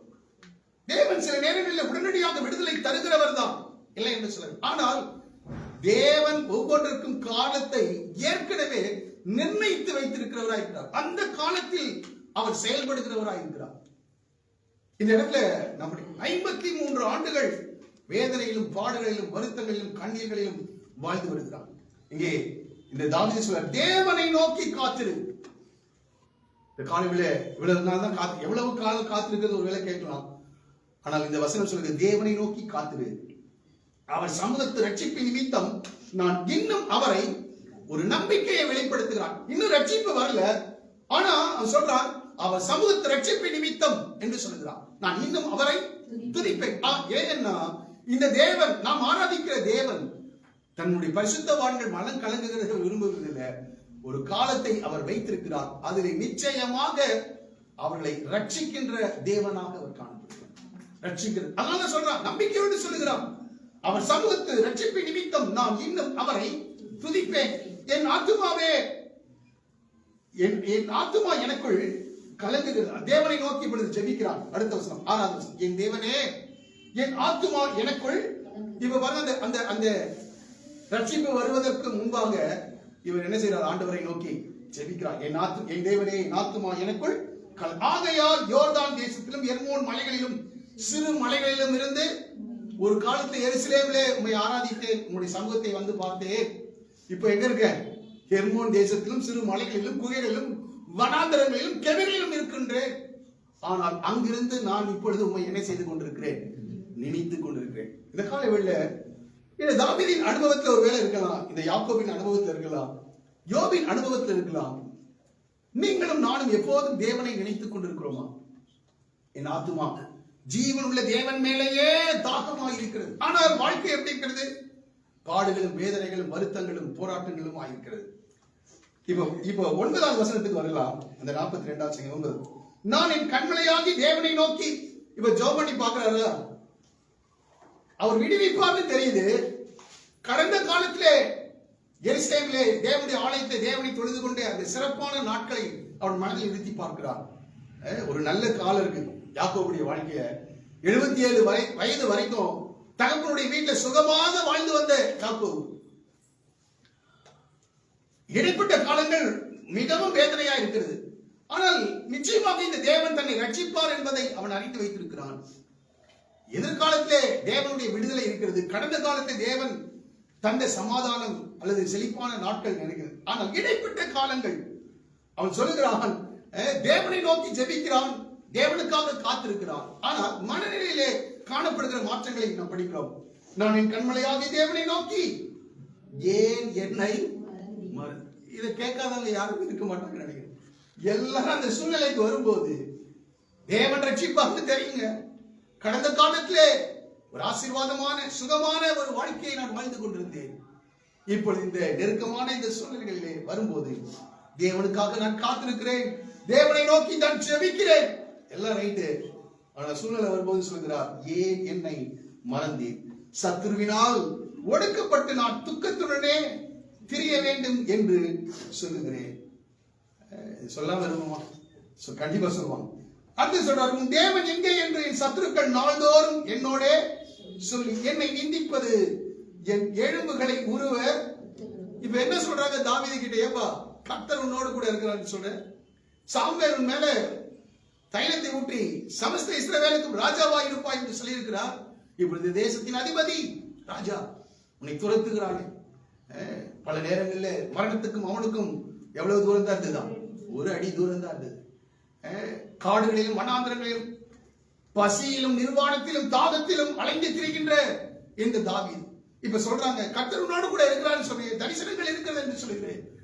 எதிர்காலத்திலே இஸ்ரவேலுக்கு ராஜாவாய் மாறப் போகிறார். எல்லாம் இருக்கிறது. ஆனால் இப்பொழுது எப்படி இருக்கிறாய்? இந்த யாக்கோபு கிட்ட அப்படிதான் கேட்டிருப்பாங்க. ஆபிரகாம் தேசத்தை கொடுக்கிறேன்னு சொன்னாருப்பா, வாக்குத்தத்தங்கள் இருக்கிறது. 53 ஆண்டுகள் சஞ்சலத்தினால், வேதனையினால், துக்கத்தினால், பாரத்தினால் நிறைந்திருக்கிறான். இப்ப சொல்றாரு, என் அரணாகிய பாருங்க அந்த இடத்துக்கு வரும்போது, உன் தேவன் எங்கே என்று என் சத்துருக்கள் நாள்தோறும் என்னோட சொல்லி என்னை நிந்திப்பது என் எலும்புகளை உருவ குத்துகிறது போல இருக்கிறது. எங்கேயா உன் தேவன்? வாக்குத்தத்தம் கொடுத்த தேவன் எங்கே? இந்த காலவெளியில ஒருவேளை நீங்க சொல்லியிருக்கலாம் சாட்சியாக விசுவாசத்தோடு கூட, கர்த்தர் இருக்கிறாருங்க, கர்த்தர் வாக்குத்தத்தம் அருளி இருக்கிறார், கர்த்தர் இவைகளை செய்ய போகிறார் சொல்லியிருக்கலாம் நீங்க. இவன் மற்றவங்க சொல்ல, உன் தேவன் எங்கே? உனக்கு சொன்ன தேவன் எங்கே? உன்னுடைய வாழ்க்கையின் சூழ்நிலைகள் இப்படி இருக்கிறது அல்லவா, உன் தேவன் எங்கே? அவன் சொல்லுகிறான், என்னை உருவ குத்துகிறது போல இருக்கிறது. உருவ குத்துகிறது போல. அவன் பட்டயத்தோடு ஈட்டியோடு உருவ குத்த வர்றார், அது வேற ஒரு டார்ச்சர். இந்த வார்த்தைகள் தேவன் ரட்சிப்பார், தேவனுக்காக காத்திருக்கிறேன். ஆனால் இப்பொழுது மனம் கலங்கி கொண்டிருக்கிறது, என் ஆத்துமாவே கலங்குகிறாய் என்று சொல்கிறார். இப்ப அப்படியே 43ஆம் சங்கீதத்துக்கு வருவோம். 43வது சங்கீதம். இப்பொழுது அந்த சங்கீதத்தை தொடர்ச்சியாக தான் எழுதுகிறார். 42 முடிச்சுட்டு 43 அவர் எழுதின சங்கீதம் தான். தேவனே, நீர் என் நியாயத்தை விசாரித்து பக்தி இல்லாத ஜாதியாரோடு எனக்காக வழக்காடி சூதும் அநியாயமான மனுஷனுக்கு என்னை தப்புவியும் என்று சொல்லி ஜெபிக்கிறான். ஆண்டவரே, இந்த சூழ்நிலையில் இருந்து என்னை என்ன செய்யும்? தப்புவியும். 2வது வசனம், என் அருளாகிய தேவனே, நீர் ஏன் என்னை தள்ளி விடுகிறீர்? ஃபர்ஸ்ட் என்ன சொன்னாரு? நீர் என்னை ஏன் மறந்தீர் என்று சொல்லுகிறார். இப்பொழுது சொல்லுகிறார், நீர் ஏன் என்னை, என சூழ்நிலைகளை பார்க்கும் போது தேவன் அவரை தள்ளிவிட்டது போல ஒரு எண்ணம் அவருக்குள், ஏன் என்னை தள்ளி விடுகிறீர்? சத்ருவினால் ஒடுக்கப்பட்டு நான் ஏன் துக்கத்துடனே தெரியவில்லை. தாவீது துக்கப்பட்டிருக்காங்க, யோபு துக்கப்பட்டிருக்கிறாரு, இந்த யாக்கோபு வேதனைப்பட்டிருக்கிறார் 53 ஆண்டுகள். இப்போ 3வது வசனத்துக்கு வரும்போது, உமது வெளிச்சத்தையும் உமது சத்தியத்தையும் அனுப்பியர்களும் அவைகள் என்னை நடத்தி உமது பரிசுத்த பர்வதத்துக்கும் உமது வாசஸ்தலங்களுக்கும் என்னை எங்க அவர் லிட்டரலா சொல்லணும்னா அவர் எருசலேமுக்கு போகணும். இப்ப எருசலேமுக்கு போக முடியாது. அதான் சொல்றாரு, உமது வெளிச்சத்தையும் உம்முடைய சத்தியத்தையும் அனுப்பியர்களும் என்று சொல்கிறார். இப்ப சொல்கிறார் 4வது வசனத்திலே, அப்பொழுது நான் தேவனுடைய பீடத்தண்டைக்கும் எனக்கு ஆனந்த மகிழ்ச்சியா இருக்கிற தேவனிடத்திற்கும் பிரவேசிப்பேன். தேவனே, என் தேவனே, உம்மை சுரமண்டலத்தால் நீர் என்னை அங்க கொண்டு போயிடுங்க. நான் உம்மை எப்படி துதிக்கிறேன்? சுரமண்டலத்தினால் துதிக்கிறேன் என்று சொல்கிறார். பாடுகள் அனுபவிக்கின்ற வேளையிலே, கலக்கங்களை அனுபவிக்கிற நேரங்கள், பயம், எதிர்காலத்தில் குறித்ததான வேதனைகள் எல்லாம் இருக்கு. ஆனால் தேவன் கூட இருக்கிறார் நம்ம சொல்லிட்டு இருக்கிறோம். ஆனால் சத்துருக்கள் சொல்கிறார், உன் தேவன் எங்கே? நீ ஆராதிக்கிற தேவன் எங்கே? வார வாரம் சர்ச்சுக்கு போயிடுறீங்களே, என்னங்க உங்களுக்கு பிரச்சனை இவ்வளவு? எங்களுக்கு இருக்கிற பிரச்சனை விட உனக்கு அதிகமாக இருக்கின்றது. மற்றவர்கள் சொல்லுகிற வார்த்தைகளினால் தாவீது வேதனைப்படுகிறான். அது அவனுக்கு உருவ குத்துகிறது போல இருக்கிறது. உமது வெளிச்சத்தையும் உடைய சத்தியத்தையும் என்ன செய்யும்? அனுப்பியர்களும் நம்முடைய பீடத்தண்டைக்கு வந்து சுரமண்டலத்தினால் நான் உண்மை துதிப்பேன். கேட்கிறாருடைய சாதாரண வார்த்தைகள் அல்ல, தாவீது தன்னுடைய வேதனைகளில் இருந்து எழுதின ஒரு வார்த்தைகள். இன்றைக்கு அநேகருக்கு அதை புரிந்து கொள்ள முடிவதில்லை. அதனாலதான் இதை கொஞ்சம் விளக்கலான்னு கொஞ்சம் எடுத்துட்டு வந்தேன். ரொம்ப சாதாரணமான ஒரு சூழ்நிலையில யாக்கோபு கடந்து சென்றது, பரிசுத்தவான்கள் கடந்து சென்றது சாதாரண ஒரு வேலை அல்ல. தேவன் காணாதவர் போல, தேவன் அவர்களை கைவிட்டது போல, தேவன் அவர்களை மறந்தது போல உணர்வுகளுக்குள்ளாக அவர்கள் என்ன செய்திருக்காங்க? கடந்து சென்றிருக்கிறார். ஆனாலும் தேவன் மேல் அவர்களுக்கு ஒரு விசுவாசம், தேவன் மேல் வைத்த நம்பிக்கை, அது ஒருபோதும் என்ன செய்யல? அசைக்கவில்லை. ஒருபோதும் பின்வாங்கி போகவில்லை. காலவில் சின்ன விஷயத்துக்காக பின்வாங்கி போகிற கூட்டம் இன்றைக்கு பெருகி இருக்கிறது. சின்ன காரியங்க, சின்ன காரியம் தேவனை விட்டு பின்வாங்கி தேவனுடைய சத்தியத்துக்கு எதிராக செயல்படுகிறவர்களாக இருக்கிறார்கள். இவ்வளவு பாடுகள் வந்த போதிலும் சொல்லுகிற, ஆண்டவரே, உம்முடைய சத்தியத்தையும் உம்முடைய வெளிச்சத்தையும் எனக்கு அனுப்பியருளும் என்று சொல்லுகிறான். அப்பொழுது நான் தேவனுடைய பீடத்தண்டைக்கும் எனக்கு ஆனந்த மகிழ்ச்சியா இருக்கிற தேவனிடத்திற்கும். நான் கேட்கிறேன், உங்களுக்கு எது மகிழ்ச்சியை தருகிறது? எது மகிழ்ச்சியை தருகிறது? உங்களுடைய நண்பர்கள் உங்களுக்கு மகிழ்ச்சியை கொண்டு வருகிறார்களா? உங்களுடைய உறவுகள் மகிழ்ச்சியை கொண்டு வருகிறதா? சிற்றின்பங்கள் உங்களுக்கு மகிழ்ச்சியை கொண்டு வருகிறதா? தாவீது சொல்கிறார், தேவனிடத்திற்கு எனக்கு ஆனந்த மகிழ்ச்சியா இருக்கிற தேவன் என்று சொல்கிறார். காலவேளை நம்மை சீர்தூக்கி பார்ப்போம். இவர்கள் எல்லாரும் சரித்திரத்தில் இன்றும் நின்று பேசுகிறார்கள். அவர்கள் மறைத்தும் இன்றும் என்ன செய்யறாங்க? பேசிட்டு இருக்காங்க. ஒரே ஒரு காரியம், தேவன் மேல் உள்ள வாஞ்சை, தேவன் மேல் உள்ள விருப்பம், தேவன் மேல் உள்ள தாகம், அந்த தேவன் மேல் உள்ள அந்த ஆசை. அவருடைய வாழ்க்கையில எவ்வளவு சூழ்நிலைகள் வந்த போதிலும் தேவனை மறுதலியாமல் தேவனுடைய சத்தியத்துக்காக அவர்கள் நின்று இன்றைக்கு நமக்கு சாட்சியாக அவர்கள் காணப்படுகிறார்கள். சரி இருக்கட்டும். இந்த காலகட்டத்திலே இந்த யாக்கோபு தேவனை மாத்திரம் நம்பி இருந்தார். ஒரு வசனத்தை சொல்கிற 43ஆம் அதிகாரம், ஆதியாகமத்தின் புஸ்தகம் 43ஆம் அதிகாரம் 14வது வசனத்தை சொல்கிறார், அந்த மனிதன் அங்கிருக்கிற உங்கள் மற்ற சகோதரனையும் பென்யமீனையும் உங்களுடனே அனுப்பிவிடும்படிக்கு சர்வ வல்லமையுள்ள தேவன் அவன் சமூகத்தில் உங்களுக்கு இரக்கம் கிடைக்க பண்ணுவாராம். எந்த தேவன்க? சர்வ வல்லமையுள்ள தேவன். இப்போ 53 வருடம் இவர் என்ன செஞ்சிட்டு இருக்கிறாரு? வேதனைகளை, பாடுகளை அனுபவித்துக் கொண்டிருக்கிறார். ஆனா யாக்கோபு சொல்றார், சர்வ வல்லமையுள்ள தேவன் என்னுடைய தேவன். சொல்லுமா? மற்றவங்க நிந்திக்கட்டும், உன் தேவன் எங்கே என்று மற்றவர்கள் சொல்லட்டுங்க, உடைய சூழ்நிலைகளை பார்த்து மற்றவர்கள் சிரிக்கட்டும், ஓகே. ஆனால் யாக்கோபு சொல்லுகிறார், சர்வ வல்லமையுள்ள தேவன் அவன் சமூகத்தில் உனக்கு இரக்கம் கிடைக்க பண்ணுவாராக என்று சொல்லுகிறார். சர்வ வல்லமையுள்ள தேவன். நான் அதை யோசித்து பார்க்கிறேன். இந்த சர்வ வல்லமையுள்ள தேவன் என்ற வார்த்தையை ஆபிரகாமுக்கு தன்னை ஆண்டவர் என்ன செய்தார்? வெளிப்படுத்தினார்.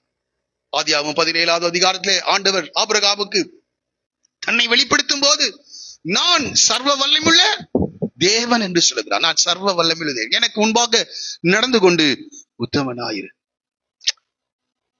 அதுக்கப்புறம் ஈசாக்கு வர்றாரு, யாக்கோபு வர்றாரு. தேவன் எப்படிப்பட்டவர் என்பதை அந்த சந்ததி அறிந்து வைத்திருக்கிறது. நான் கேட்கிறேன் உங்களை பார்த்து, நீங்கள் ஆராதிக்கிற தேவன் எப்படிப்பட்டவர் என்ற கருத்துடைய சத்தியத்தை அறிந்தவர்களாக நீங்கள் காணப்படுகிறீர்களா?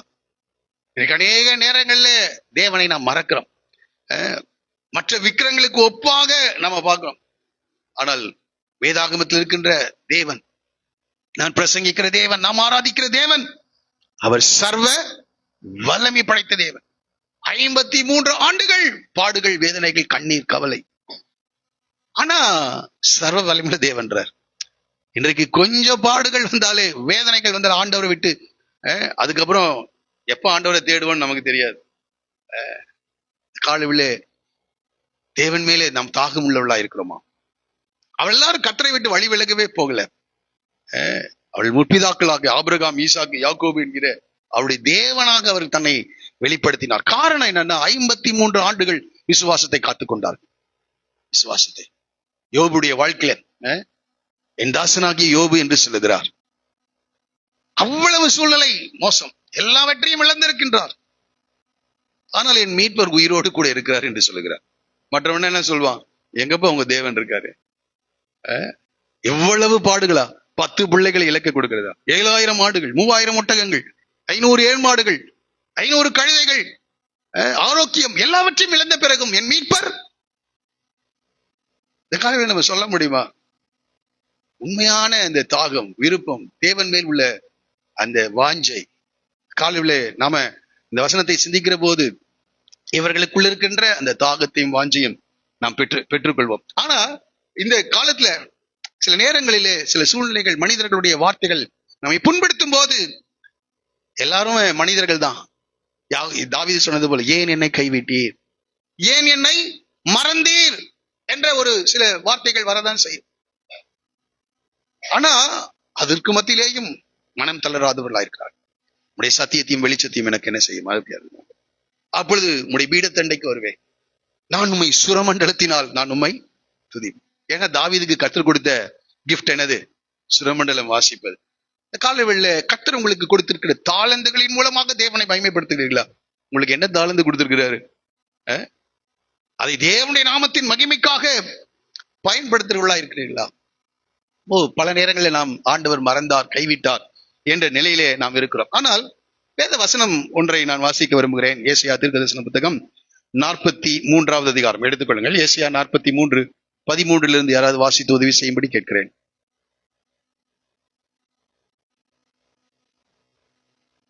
இல்லைங்க, 13வது வசனம். 49 ஏசாயா தீர்க்கதரிசன புத்தகம் எத்தனாவது வசனங்க அது? 43ன்னு சொல்லிட்டேன்னா நினைக்கிறோம். 49ஆம் அதிகாரம் 13வது வசனம் வாசிக்கலாம்.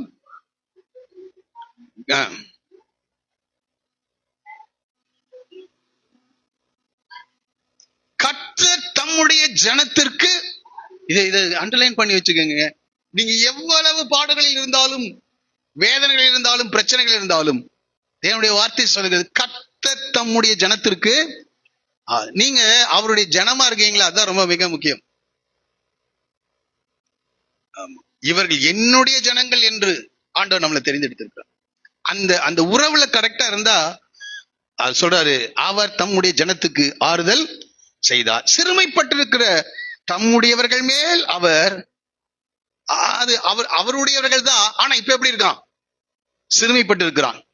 சியோனே, கர்த்தர் என்னை கைவிட்டார், ஆண்டவர் என்னை மறந்தார் என்று ஆண்டவருக்கு தெரியுது பாருங்க. அவன் சொல்றான், கர்த்தர் என்னை கைவிட்டார், ஆண்டவர் என்னை மறந்தார் என்று சொல்லுகிறார். சொல்ற, ஸ்திரியானவள் தன் கர்ப்பத்தின் பிள்ளைக்கு இறங்காமல் தன் பாலகனை மறப்பாள். அவர்கள் மறந்தாலும் நான் உன்னை.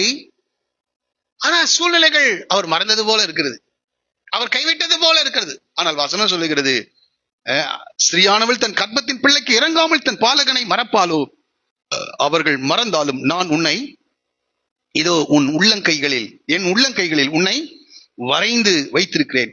உன் மதில்கள் எப்போதும் எனக்கு முன் இருக்கிறது. என் மதில் எப்போதும், உன் மதில்கள் எப்போதும் எனக்கு முன்பு இருக்கு, நான் உன்னை மறப்பதில்லை என்று சொல்லுகிறார். ஆகவே பாடுகள், வேதனைகள் யாராவது இருக்கும்போது, இது காலை வெள்ள ரொம்ப வருஷமா நான் பாடுகள் பட்டுட்டே இருக்கேன். அதனால்தான் வேதத்தில் இருக்கின்ற எக்ஸாம்பிள்ஸ், உதாரணங்கள் எல்லாம் ரொம்ப எக்ஸ்ட்ராடினரி. அதுக்கு மேல யாரும் என்ன செய்ய முடியாது, படாத மாதிரி அந்த அந்த அந்த உதாரணங்களை தேவன் வைத்திருக்கின்றார்.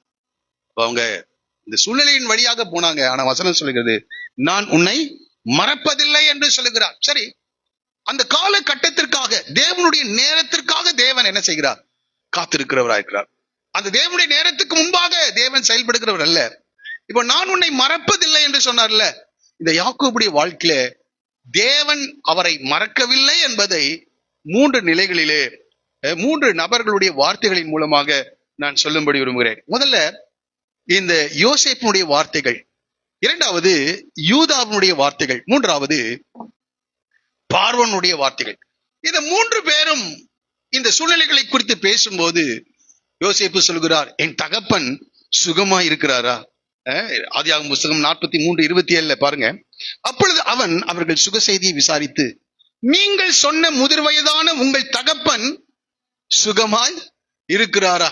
அங்க யாக்கோபு எப்படி இருக்கிறாரு? அழுதுட்டு இருக்கிறாரு. அவர் என்ன இந்த தாவீதின் வார்த்தையை சொன்ன, ஆண்டவர் என்னை கைவிட்டார், ஆண்டவர் என்னை மறந்தார் என்ற சூழ்நிலையில் இருக்கிறாங்க. ஆனா தேவன் அவனை நினைத்திருக்கிறார். அது எப்படி வெளிப்படுகிறது என்றால், இப்ப யோசேப்பு கேட்கிறார், நீங்கள் சொன்ன அந்த முதிர் வயதான உங்கள் தகப்பன் சுகமாய் இருக்கிறார், அவர் இன்னும் உயிரோடு இருக்கிறாரா என்று அவர்களிடத்தில் விசாரித்தார். இரண்டாவது பாருங்க, யூதா 43 அதிகாரம் 34வது வசனம். இளையவனை விட்டு என் தகப்பனிடத்திற்கு எப்படி போவேன்? போனால் என் தகப்பனுக்கு நேரிடும் தீங்கை நான் எப்படி காண்பேன்? அப்போ தகப்பனுக்காக துடிக்கின்ற ஒரு இருதயம் யாருடைய இருதயமா மாறுது? யூதாவுடைய இருதயமாக மாறுகிறது. அதாவது 45ஆம் அதிகாரம் 1வது வசனத்துல திரும்பியும் யோசேப்பு சொல்லுகிறார், யோசேப்பு தன் சகோதரரை பார்த்து, நான் யோசேப்பு, என் தகப்பனார் இன்னும் உயிரோடு இருக்கிறாரா என்று சொல்லுகிறார். அடுத்தது பார்வோனுடைய வார்த்தைகளை பாருங்க. பார்வோன் 45வது அதிகாரம் 17வது வசனத்தில், பார்வோன் யோசேப்பை நோக்கி, நீ உன் சகோதரரை சொல்ல வேண்டியது என்னவென்றால், உங்கள் கழுதியின் மேல் பொதியை ஏற்றுக்கொண்டு புறப்பட்டு கானான் தேசத்துக்கு போய் உங்கள் தகப்பனையும் உங்கள் குடும்பத்தாரையும். இப்போ இவங்க எல்லாம் சொல்றது எல்லாம் யாரை பத்தி தான் இருக்குது? தகப்பனை பற்றி. அதான் அந்த வார்த்தை, அந்த அதிகாரம் முழுவதும் தகப்பன் தகப்பன் தகப்பன் வரும். ஆனா அங்க யாக்கோபு என்ன நினைக்கிறாரு? ஆண்டவர் என்னை மறந்துட்டாரு. ஒரு நாள் வரும், இந்த யாக்கோபுக்காகவே பரிதபிக்கின்ற ஒரு கூட்டத்தை தேவன் என்ன செய்கிறார்? எழுப்புகிறார். யோசேப்பு பரிதபிக்கிறான், யூதா பரிதபித்து பேசுகிறான், என் தகப்பனுக்கு நேரிடுகிற இந்த தீங்கை நான் எப்படி காண்பேன்? என் சகோதரனுக்காக நான் இங்கே அடிமையாக இருக்கிறேன் என்று சொல்கிறான். இப்பொழுது அந்த தேசத்தின் அதிபதி, உன் தகப்பனுக்காக இந்த வண்டிகள் எல்லாம் ரதங்களை எல்லாம் எடுத்துக்கொண்டு போங்கள், கழுதைகளின் மேல் இந்த போஜனங்களை ஆகாரத்தை எடுத்துக்கொண்டு போங்கள் என்று சொல்லி இந்த தேசத்திற்கு வழிபடி யார் அழைக்கிறார்? பார்வோன் அழைக்கின்றார். எனக்கு கேட்கிற அருமையானவர்களே, தேவன் நினைத்திருக்கிறார், அவர் நம்மை என்ன செய்வார்? ஆசீர்வாதம். காலங்கள் வரும், ஒருவேளை அதுவரைக்கும் தேவன் மறந்தது போல ஒரு சூழ்நிலைகள் இருக்கிறது. இப்பொழுது பாத்தீங்கன்னா பார்வோன் அழைக்கின்றார். அதனாலதான் சொன்னேன், பாடுபடுகிற அல்லது மனம் கலங்குகிற பரிசுத்தவானை தேவன் ஒருபோதும் என்ன செய்கிறது இல்லை, மறப்பதில்லை என்று சொல்லு. இந்த 45:23 பாருங்க, அப்படியே தன் தகப்பனுக்கு 10 கழுதைகளின் மேல் எகிப்தின் உச்சிதமான பதார்த்தங்களும் 10 கோழிக்கை கழுதைகளின் மேல் தகப்பனுக்கு தானியமும் அப்பமும் மற்ற தின்பண்டங்களும் ஏற்றி அனுப்பினான். எல்லாம் யாருக்குங்க? தகப்பன். பாடுபடுகிறவனுக்கு. இந்த காலையில் உன்னை பார்த்து கர்த்தர் சொல்கிறார், ஒரு நாளை வைத்திருக்கிறேன், உலகம் முழுவதும் பஞ்சம், கொஞ்சம் தானியம் கூட இல்லாமல் ஜனங்கள் அவதிப்பட்டு கொண்டிருக்கின்ற நேரத்திலே யாக்கோபின் வீட்டுக்கு கழுதைகள் என்ன செய்ய, இவங்க 11 கழுதைகள் எடுத்துட்டு போய் தானியங்களை கொண்டு வர்றாங்க. பார்வோனின் அரண்மனையிலிருந்து எனக்கு 20 கழுதைகளின் மேல் எகிப்தின் உச்சிதங்கள் யார் வீட்டுக்கு வருது? யாக்கோபுடைய வீட்டுக்கு வருது. யாக்கோபு நினைத்துக் கொண்டிருக்கிறான், தேவன் என்னை மறந்தார், தேவன் என்னை கைவிட்டார். ஆண்டவர் சொல்றாரு, தாய் தன் பிள்ளைகளை பாலகனை மறந்தாலும் நான் உன்னை மறப்பதில்லை. ஆனால் அந்த நேரம் வரும்போது தேவன் தான் நினைத்திருக்கிறதை அல்லது தான் அவரை மறக்கவில்லை என்பதை அவர் என்ன செய்கிறார்? அவர் வெளிப்படுத்துகிற தேவனாக இருக்கிறார். அதனால்தான் பின்னாட்கள்ல இந்த யாக்கோபு சொல்லுகிற ஒரு வார்த்தையை படிக்க போகிறோம். 48வது அதிகாரம் 15-16 வசனத்துல நான் அந்த நடுவில் இருந்து வாசிக்கிறேன். நான் பிறந்த நாள் முதல் இந்நாள் வரைக்கும் என்னை ஆதரித்து வந்த தேவனும் எல்லா தீமைக்கும் நீங்களாக்கி என்னை மீட்ட தூதனுமானவர் என்று சொல்கிறார். ஆண்டவர் மறக்கிறது இல்லைங்க. அவர் நம்மை ஆதரிக்கின்ற தேவனாக அவர் காணப்படுகிறார். அவர் நம்மை ஆதரிக்கின்ற தேவன், ஆதரிக்கிறது. இந்த இந்த 45வது அதிகாரத்திலே திறவுகோல் வசனம்னா ஒரே ஒரு வார்த்தை தான். இந்த சூழ்நிலையின் மாற்றத்துக்கு என்ன காரணம்? இந்த சூழ்நிலையின் மாற்றத்துக்கு என்ன காரணம்னா ஒரே ஒரு வார்த்தை. 26வது வசனத்துல யோசேப்பு உயிரோடு இருக்கிறான், அவன் எகிப்து தேசத்துக்கு எல்லாம் அதிபதி. இந்த ஒரே ஒரு வார்த்தை யாக்கோபுடைய வாழ்க்கையை அப்படியே தலைகீழ என்ன செஞ்சது? புரட்டி போடுது.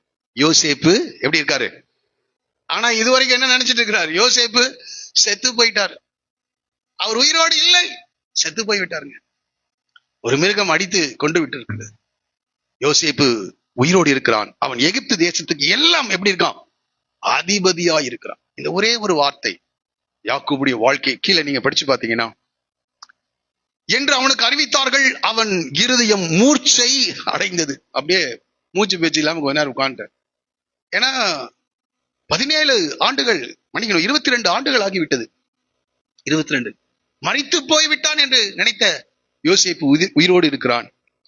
அவன் உயிரோடு கூட இருக்கிறது மாத்திரம் இல்ல, எகிப்து தேசத்துக்கெல்லாம் அதிபதியா இருக்கிறான் என்று சொல்லி மூர்ச்சை அடைந்தது. அவன் அவர்களை நம்பவில்லை. என்னங்க அது? அவன் என்ன செய்யலத? நம்பவில்லை. அவன் தான் செத்துட்டானே, நம்பவில்லை. அவள் யோசேப்பு தங்களுடனே சொன்ன வார்த்தைகளை யாவையும் அவர்களுக்கு சொன்ன போதும், அடுத்தது தன்னை ஏற்றி கொண்டு போகும்படி யோசேப்பு அனுப்பின வண்டிகளை அவன் கண்ட போதும் அவருடைய தகப்பனாகிய யாக்கோபின் ஆவி உயிர்த்தது. இப்ப சொல்றாரு பாருங்க, அப்பொழுது இஸ்ரவேல், என் குமாரனாகிய யோசேப்பு இன்னும் உயிரோடு இருக்கிறானே. இப்ப நம்பிட்டாரு, இன்னும் உயிரோடு இருக்கிறானே, இது போதும், நான் மரணமடையும் முன்னே போய் அவனை பார்ப்பேன் என்று சொன்னார். இதை படிக்கும் போது அப்படியே இன்றைக்கு கூட நம்ம கலங்கிருக்கலாம், திகைத்திருக்கலாம். யோசேப்பு இன்னும் உயிரோடு இருக்கிறானா அப்படின்ற ஒரு கேள்வி இருக்கலாம் வாழ்க்கையில. ஆனா ஒரே ஒரு வார்த்தை சொல்ல விரும்புகிறேன். இது அப்படியே இயேசு கிறிஸ்துவுடைய வாழ்க்கையில சீஷர்கள் இயேசு சிலுவையில அறைஞ்சிட்டாங்க, அவர் மரித்துட்டாரு. சீஷர்கள்லாம் ஓடிட்டாங்க. அரிமத்தியா ஊரானாகிய யோசேப்பு அவருடைய சரீரத்தை இறக்கி அவருடைய கல்லறையில வைக்கிறான், அடக்கம் பண்ணியாச்சு. 3வது நாள் எல்லாம் பூட்டப்பட்ட அறைக்குள் அழுது கொண்டிருக்கிறார்கள். அந்த தேசத்துல இருக்கிற அந்த மகதலேனா மரியாளும் மற்ற மரியாள்களும் போய் இந்த கல்லறையில அந்த சரீரத்துக்கு பரிமள வர்த்தத்தை பூசும்படியாக கடந்து செல்கிறார்கள். சரீரத்தை காணோம். ஒரு தேவதூதன் எழுப்பி சொல்லுகிறான், உயிரோடு இருக்கிறவரை நீங்கள் மரித்தவரிடத்தில் தேடுகிறது என்ன என்று சொல்லுகிறான். இயேசு தாமே வெளிப்பட்டு அவளுக்கு தன்னை உயிரோடு இருக்கிறவராக அவளுக்கு வெளிப்படுத்துகிறார். இப்போ போய் அந்த செய்தியை இந்த சீஷர்கள் எடுத்து சொல்றாங்க. அவர்கள் அதை என்ன செய்யவில்லையாம்? நம்பவில்லை. அதை என்ன செய்யல? நம்பவில்லை. பூட்டப்பட்ட அறைக்குள்ள அந்த சாயங்கால வேளை இயேசு பிரத்யட்சமாய் அவர்களுக்கு வெளிப்படுத்துகிறார். அப்ப கூட அவர்களால் என்ன செய்ய முடியல? நம்ப முடியல. அப்படியே காயத்தை பாக்குறாங்க. உடனே அவர் சொல்றார், புசிப்பதற்கு ஏதாவது உங்களிடத்தில் இருக்கிறதா என்று கேட்கின்றார். அந்த அந்த அப்பத்தையும் மீன் துண்டையும் எடுத்து சாப்பிட்டு காண்பிக்கின்றார். அடுத்த 8 நாளைக்கு பிறகு திரும்பவும் அவர்களோடு கூட அவளுக்கு தம்மை வெளிப்படுத்துகிறார். வந்த செய்தியை சீஷர்கள் நம்பல, தோமா நம்பல, ஜனங்கள் என்ன செய்யல? நம்பவில்லை. இந்த யாக்கோபு போல அவன் யோசேப்பு உயிரோடு இருக்கிறான், எல்லாவற்றுக்கும் அவர் எப்படி இருக்கிறாரு? அதிபதியா இருக்கிறான், எகிப்து தேசத்திற்கு அதிபதியா. அவன் நம்பலைங்க. ஆனால் அந்த வார்த்தைகள் இயேசு தன்னை வெளிப்படுத்தின விதத்தை அவர்கள் பார்த்த போது கொஞ்சம் கொஞ்சமா என்ன செய்யறாங்க? சீஷர்கள் நம்புகிறார்கள். சீஷர் நம்ப ஆரம்பிக்கின்றார்கள். தோமாவை பார்த்து சொல்லுகிறார், இந்த காயத்தில உன்னுடைய கையை போடு, இந்த விழாவிலே உன்னுடைய கரத்தை போடு என்று சொல்லுகிறார். ஏறக்குரிய 40 நாட்கள் தம்மை உயிரோடு இருக்கிறவராக பிரத்யட்சமாய் அவர்களுக்கு என்ன செய்கிறார்? வெளிப்படுத்துகிறார். என்ன கேட்கிறாரு அவர்களே? இந்த சூழ்நிலையின் மாற்றத்துக்கு ஒரே காரணம், யோசேப்பு உயிரோடு இருக்கிறார். நீங்களும் நானும் ஆராதிக்கின்ற தேவன் உயிரோடு கூட இருக்கிறார். இங்கே எகிப்திற்கு அவன் அதிபதி, அவ்வளவுதான், எகிப்துக்கு அதிபதி. ஆனால் வானத்திலும் பூமியிலும் சகல அதிகாரமும் அவருக்கு கொடுக்கப்பட்டிருக்கிறது. ஒரே ஒரு வார்த்தை, யோசேப்பு உயிரோடு இருக்கிறான், அவன் எகிப்து தேசத்துக்கு அதிபதியா இருக்கிறான். இன்றைக்கு நான் சொல்ல என்னுடைய செய்தியை முடிக்கிற ஒரே காரியம், உடைய தேவன் உயிரோடு கூட இருக்கிறார். தான் யோபுடைய வாழ்க்கை. நம்பிக்கை, என் மீட்பர் உயிரோடு கூட இருக்கிறார். கடைசி நாளில் நான் அவரை காண்பேன். அந்நிய கண்கள் அல்ல, என்னுடைய சொந்த கண்கள் அவரை காணும். இந்த காலையில் இந்த ஒரு நம்பிக்கை மாத்திரம் போதும். நிச்சயமாக சூழ்நிலைகள் தலைகீழாய் மாறும். அது எவ்வளவு மோசமான சூழ்நிலை, எவ்வளவு நாள்பட்ட வருடங்கள் கழிந்த பிரச்சனைகளாக காணப்படலாம், நான் நம்புகிறேன் நான் ஆராதிக்கிற தேவன் உயிரோடு கூட இருக்கிறார். அவர் வானத்துக்கும் பூமிக்கும் அவர் அதிபதியாக இருக்கிறார். வானத்திலும் பூமியிலும் சகல அதிகாரமும் அவருக்கு கையளிக்கப்பட்டிருக்கிறது. ஒரு நம்பிக்கை போதும், அவருடைய வாழ்க்கை தலைகீழாய் மாறுகிறது. அடுத்த அதிகாரத்துல அவர் ஆண்டவரிடத்துல போய் கேட்கிறார். 46வது அதிகாரத்துல நீங்க போய் கேட்கும் போது ஆண்டவரிடத்துல விசாரிக்கிறார். அப்பொழுது அவர் நான் தேவன் என்று சொல்லுகிறார். அதுவரைக்கும் யாக்கோபோடு கூட பேசாமல் இருந்த ஆண்டவர் பெயர்சபாவுக்கு போய் பலியிட்டு கட்டளை நோக்கி அவர் கூப்பிடும் போது நான் சொல்லுகிறேன் நான் தேவன் என்று சொல்லுகிறார். நான் கேட்கிறேன், இந்த 22 வருஷங்கள் எவ்வளவு பலியிட்டு இருப்பாரு? பெயர்சபாவுக்கு போயிருப்பாரு. எங்கெல்லாம் ஆபிரகாம் கர்த்தருக்கு பலியிட்டாடும் அந்த இடங்களில் எல்லாம் போய் அந்த பலிபீடங்களை செப்பனிட்டு பலியிட்டு கொண்டே இருந்திருப்பார். ஒரு சத்தமும் கேட்கலைங்க 22 ஆண்டுகள். இப்போ சொல்றாரு, நான் தேவன், நான் உன் தகப்பனுடைய தேவன். நீ எகிப்து தேசத்துக்கு போக பயப்பட, அங்கே உன்னை பெரிய ஜாதியாக்குவேன். தேவன் உன்னை மறந்து விடுகிற தேவன் அல்ல. அவருக்கு மறக்க தெரியாது, கைவிட தெரியாது. மனம் கலங்குகிற பரிசுத்தவானை அவர் மறப்பது. ஆனால் நீ பரிசுத்தவானா இருக்கணும். சில தவறுகள் வந்து போலாம், வரலான்னு நான் சொல்லல. ஆனா தேவன் இடத்துல அதை சரிப்படுத்தும் போது அதை மன்னிக்கிற தேவனா இருக்கிறார். சில சிக்ஷைகளின் மூலமாக தேவன் நமக்கு சில பாடங்களை கற்றுக் கொடுக்கிறவராக இருக்கிறார். ஏன்னா வேதம் முழுவதும் படிச்சு பார்க்கும்போது சிக்ஷை இல்லாமல் ஆண்டவர் யாரையும் மன்னிக்கிறதாக எனக்கு தெரியல. அவன் இருதயத்துக்கு ஏற்றவனா இருந்தாலும் சரி, தேவனுடைய கற்பனைகளை மீறும் போது தேவன் சில சிக்ஷைகளை அவளுக்கு தருகிறார். ஆனால் அது நீதிபதி கொடுக்கின்ற தண்டனையை போல அல்ல. ஒரு தகப்பன் தன் பிள்ளையை சிக்ஷித்து தண்டனையிலே சேர்த்துக் கொள்கிறது போல அன்பி நிமித்தம் வருகின்ற சில சிக்ஷையாக காணப்படுகிறது. அதற்கு பிறகு சில சூழ்நிலைகள் வழியாக கர்த்தர் அவளை வழிநடத்துகிறார். என்னை கேட்கிறார், அது எவ்வளவு கலக்கம், நெருக்கம், பிரச்சனைகளா இருக்கலாம். இந்த பிரச்சனைகளை விட யாராவது நம்ம இதா இருக்கிறோமா? யோசிச்சு பாருங்களேன். 20 ஆண்டுகள் லாபான் வீட்டுல படாத பாடுபட்டுக்கிறார். உறவு முறிஞ்சிருச்சு சகோதரனோடு கூட, ஏசாவோடு கூட. திரும்பவும் அந்த உறவை புதுப்பிக்கும் போது ரொம்ப பயப்படுகிறார். யாரு? யாக்கோபு. முழுவதும் கர்த்தரை நோக்கி கூப்பிடுகிறவராய் கர்த்தர் அந்த உறவை கர்த்தர் சரிப்படுத்துகிறார். தன்னுடைய சொந்த பிள்ளைகளினால் ஏற்பட்ட பிரச்சனைகள், ரூபன்னால, சிமியோன், லேவினாலே, யூதாவினால் ஏற்பட்ட பிரச்சனை, சொந்த பேர பிள்ளைகளை இழக்கிறான் யாக்கோபு. ஓனான் தேவன் அவனை என்ன செய்தார்? அடித்தார். ராகேலுடைய மரணம், யோசேப்பினுடைய காரியம், சுற்றிலும் தேசத்திலே உண்டான பஞ்சம், இப்படி 53 ஆண்டுகள் தொடர்ந்து வேதனைகளே வருகிறது. தொடர்ந்து துர்ச்செய்தியே வந்து கொண்டிருக்கிறது அவருடைய வாழ்க்கையில. எல்லாம் துர்ச்செய்தி. யோபுடைய வாழ்க்கையில ஒருத்தன் சொல்லி முடிக்கிறதுக்குள்ள இன்னொருத்தன் என்ன செய்யறான்? ஓடி வருகிறான். அடுத்தது அவன் முடிக்கிறதுக்குள்ள இன்னொருத்தன் ஓடி வர. அது போல 53 ஆண்டுகள் படித்து தியானிக்கும் போது ரொம்ப ஆச்சரியமா இருந்தது. தேவன் இங்க இருக்கிற அநேகரோடு கூட பேசி, ஒருவேளை காலங்கள் இனி எவ்வளவு காலம் இருக்கிறது என்று ஒருவேளை நீங்கள் கேட்கலாம். காலங்கள் கர்த்தருடைய கரங்களில் இருக்குது. ஆனால் நான் ஒன்றை சொல்ல விரும்புகிறேன், பரிசுத்தவானாயிரு, தேவனோடு உள்ள உடன்படிக்கையில உண்மை உள்ளவர்களாயிருங்கள். நீங்கள் ஒருபோதும் மறக்கப்படுவதில்லை. தேவன் ஒரு நாளை நியமித்திருக்கிறார். அது வரைக்கும் ஒரே ஒரு காரியம், நான் ஆராதிக்கிற தேவன் உயிரோடு கூட இருக்கிறார். அவர் வானத்திற்கும் பூமிக்கும் அவர் ஆண்டவராயிருக்கிறார். சகல அதிகாரமும் அவரிடத்திலே இருக்கிறது. இந்த ஒரே நம்பிக்கை, ஒரே விசுவாசம் உன் வாழ்க்கையின் சூழ்நிலைகளை தலைகீழாய் மாற்றும். எல்லாரும் எழுந்து நின்று ஜெபிக்கலாம்.